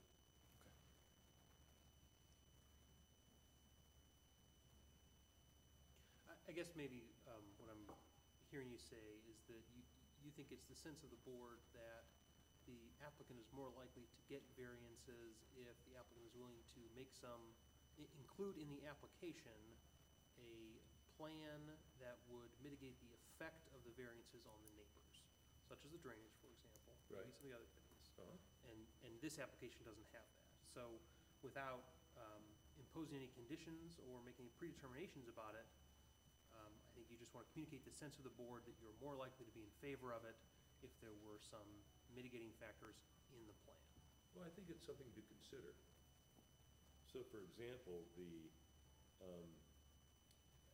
first hearing, which was about the garage in the front yard, there's a proposal. And we can consider a proposal. I don't think we have a proposal here except to grant the variances as they stand. Yeah, I think that is their proposal, yeah. Their proposal is not a mitigation plan, the proposal is a proposal, yeah. To allow existing conditions. That's accurately stated.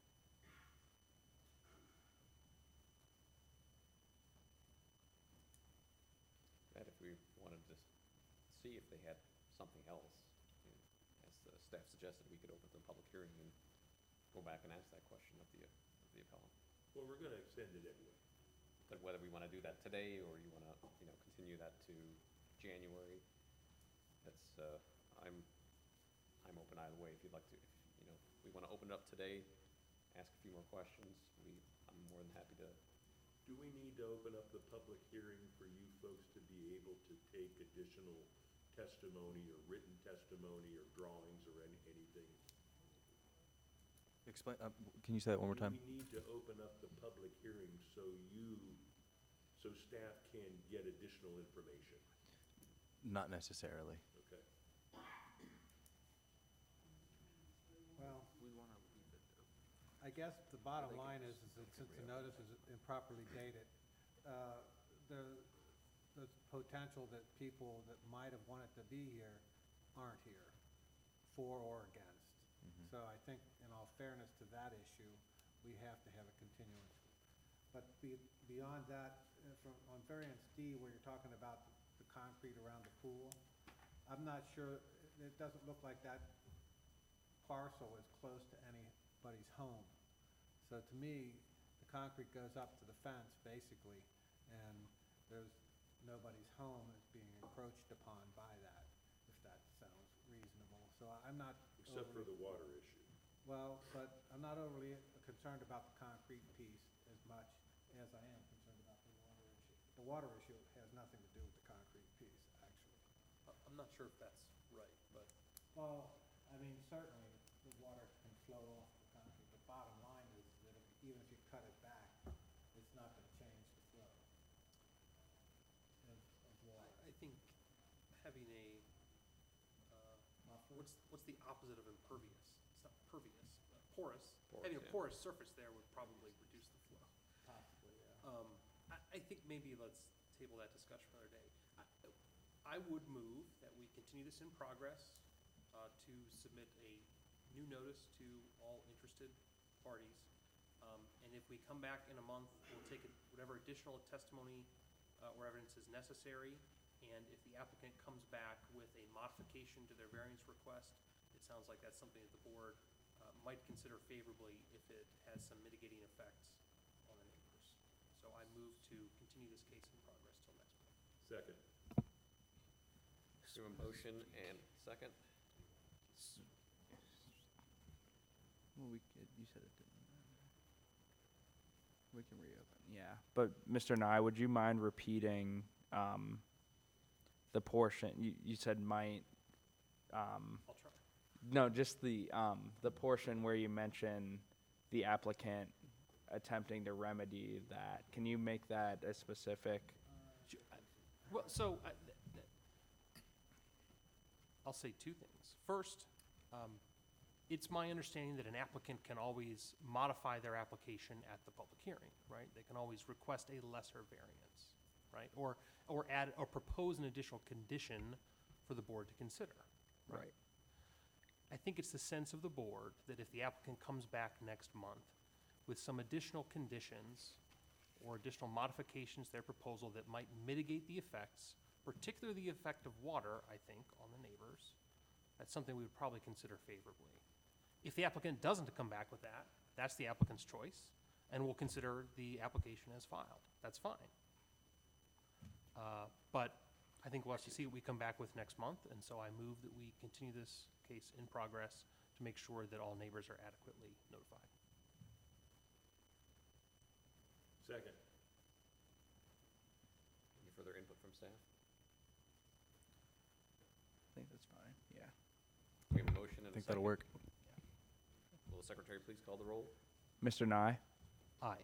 Mr. Haber, Aye. Mr. Halpin, Aye. Mr. Sion. Aye. Now, is it the board's wish to open up the public hearing or just wait till next month? Next month. Next month. That's what we do next month. Did we have any more business for today? Where's the agenda? Journalization. Should we recess for a minute? Yeah. Lost my thought there. We're in recess. Yeah, that's fine. Yeah.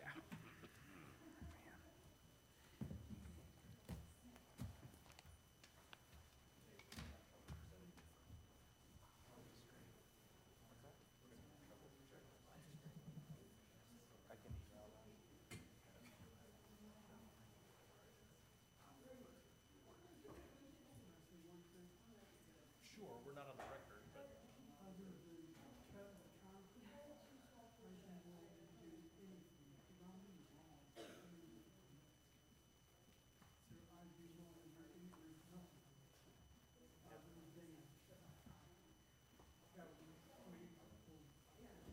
We're not in a position to make any suggestions. You have to try and accommodate by talking with your neighbors. That's all we're concerned about. It would be helpful to hear from them, yeah, it would.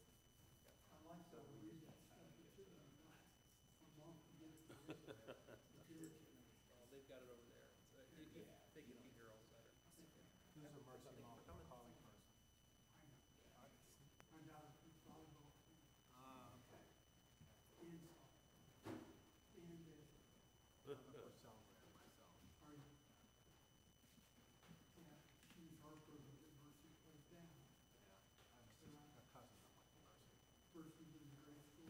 Yeah, I'm a cousin of Michael Mercy. Yeah. There was a better looking girl.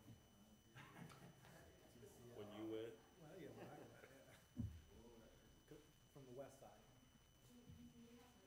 Just saying.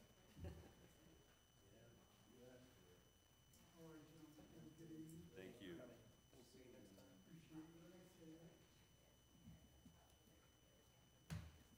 Okay. What were you saying before? Oh, I just don't feel we're in a place to say that they're gonna come back with something. It's up to them to make that call. And I don't think we should throw it out there that could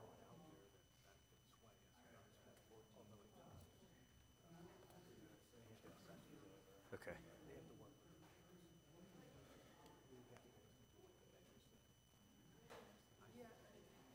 It's okay. It happens. We're swayed. Well,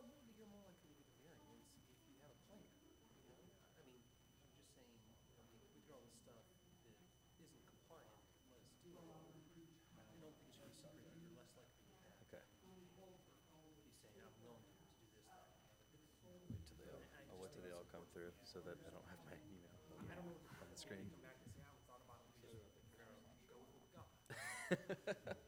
On another note, me too. I mean, it's like the best meal we're provided of the year, pretty much, like from the township. It's pretty nice, but yeah, it's really cool. Yeah. Yeah, no, let's discuss that next month. Okay. It's just, I don't know. We should probably be discussing it right now. There's a lot going on. Her? Yeah, it's probably, It's for the better. I mean, I think it kind of helped us.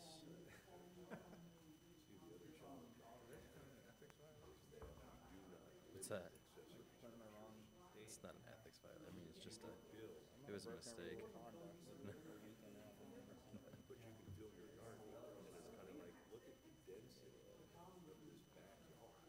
Oh, did you accept these edits?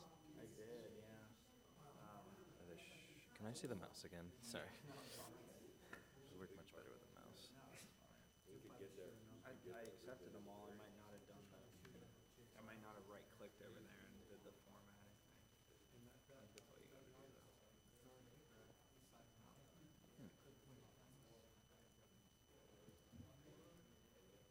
See, in Marymount, you were only allowed to have one accessory structure. Oh, I didn't accept the ones from the school, because those were the ones. And that's why, We added that's why them when somebody in. comes for a garage that isn't just an accessory structure, 30%, that's why if they come with something at 35%. We can do this one last and I'll work on it. Why not? It doesn't accept all. Just gonna do two of them.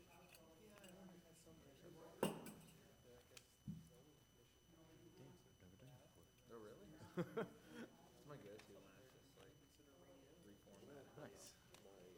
My resolution was, doesn't need to be very, no, pretty rare. That's pretty rare, but here's the case. I didn't. I was kind of just listening. I'm sorry. Or a planet, or a jacuzzi, something out of your yard.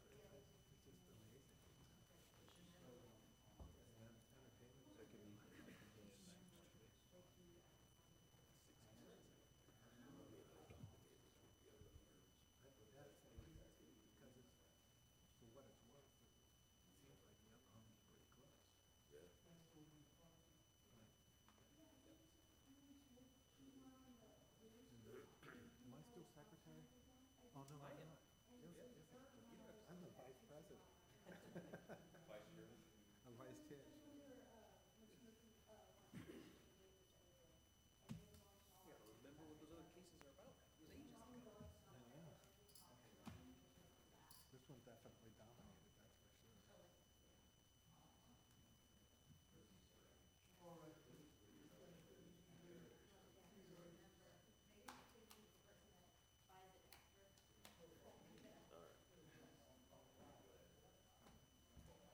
Well, this has been the longest one of all of them.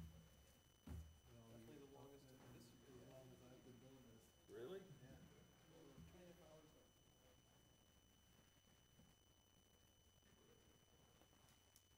Totally on the phone. Which one is this? This is the garage and the.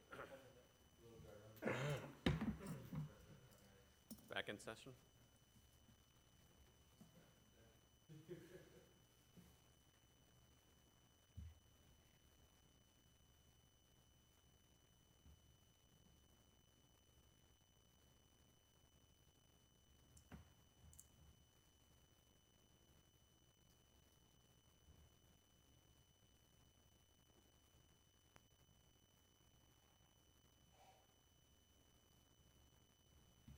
if it was on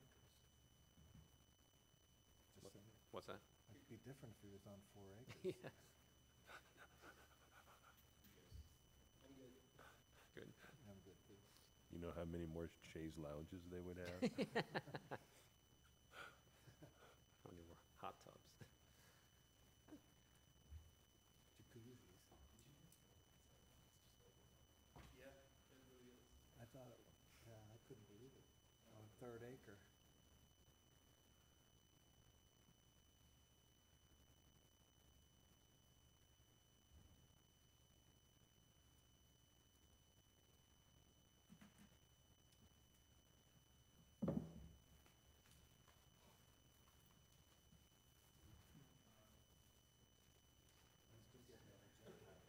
are you?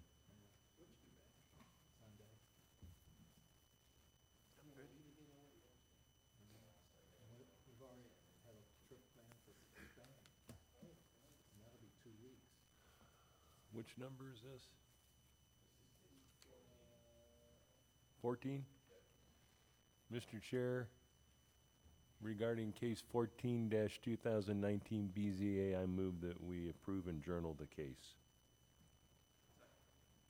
We have a motion and a second. Will the secretary please call the roll?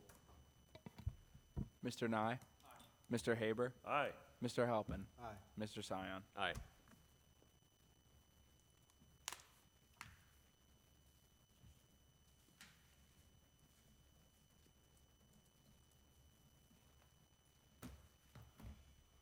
So this is for case 15, Forest Hill School District for Anderson High School.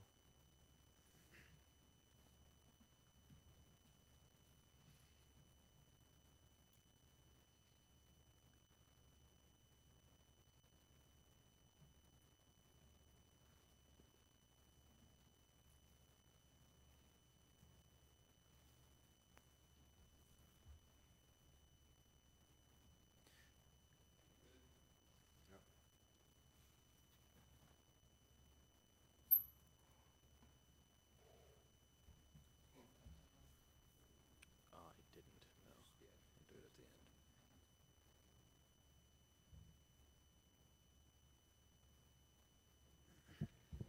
Part H there, you've got neighborhood, yeah, and neighborhood.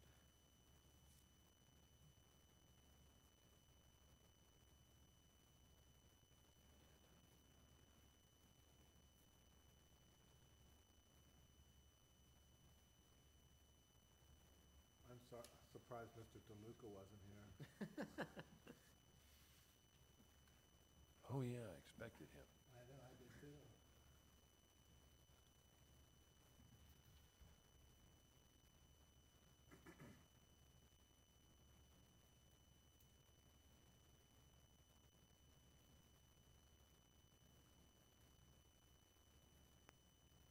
I'm good.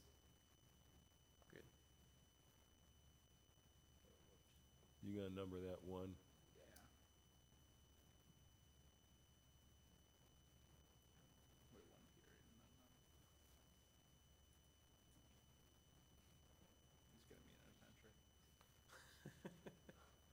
Who knows what'll happen? There we go. Oh, hey, good work.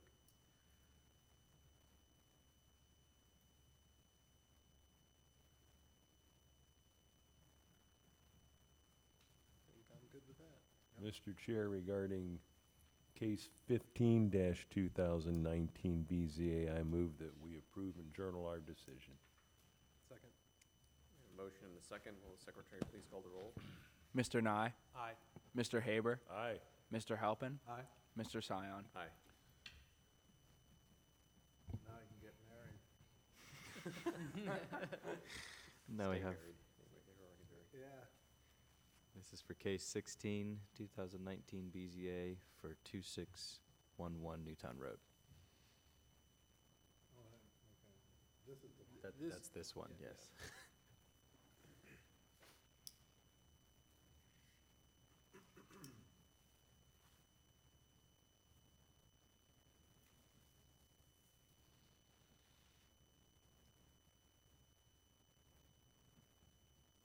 I'm good. I'll send you the high school.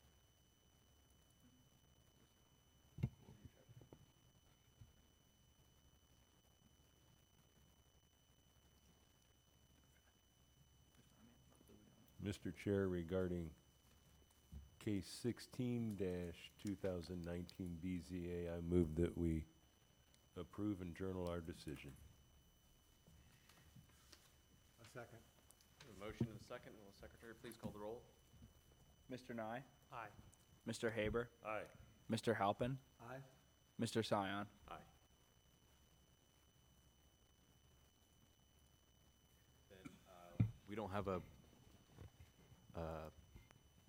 resolution, obviously, for the last case, but we will need to just restate your motion, I think, for that one, since the first was for just the straw vote. You You want us, to redo the motion to continue the case? Yes. 17? Yes. Mr. Chair, for case 17, 2019 BZA, I move that we continue the case in progress for additional consideration at the January meeting. Second. We have a motion and second. Will the secretary please call the roll? Mr. Nye, Aye. Mr. Haber, Aye. Mr. Halpin, Aye. Mr. Scion. Aye. Do we have any more business for tonight? Okay. Okay, gotcha. Good? I think we're all good. Motion to adjourn? Yep. Move. Second. Adjourned. Do I need to call the roll for you?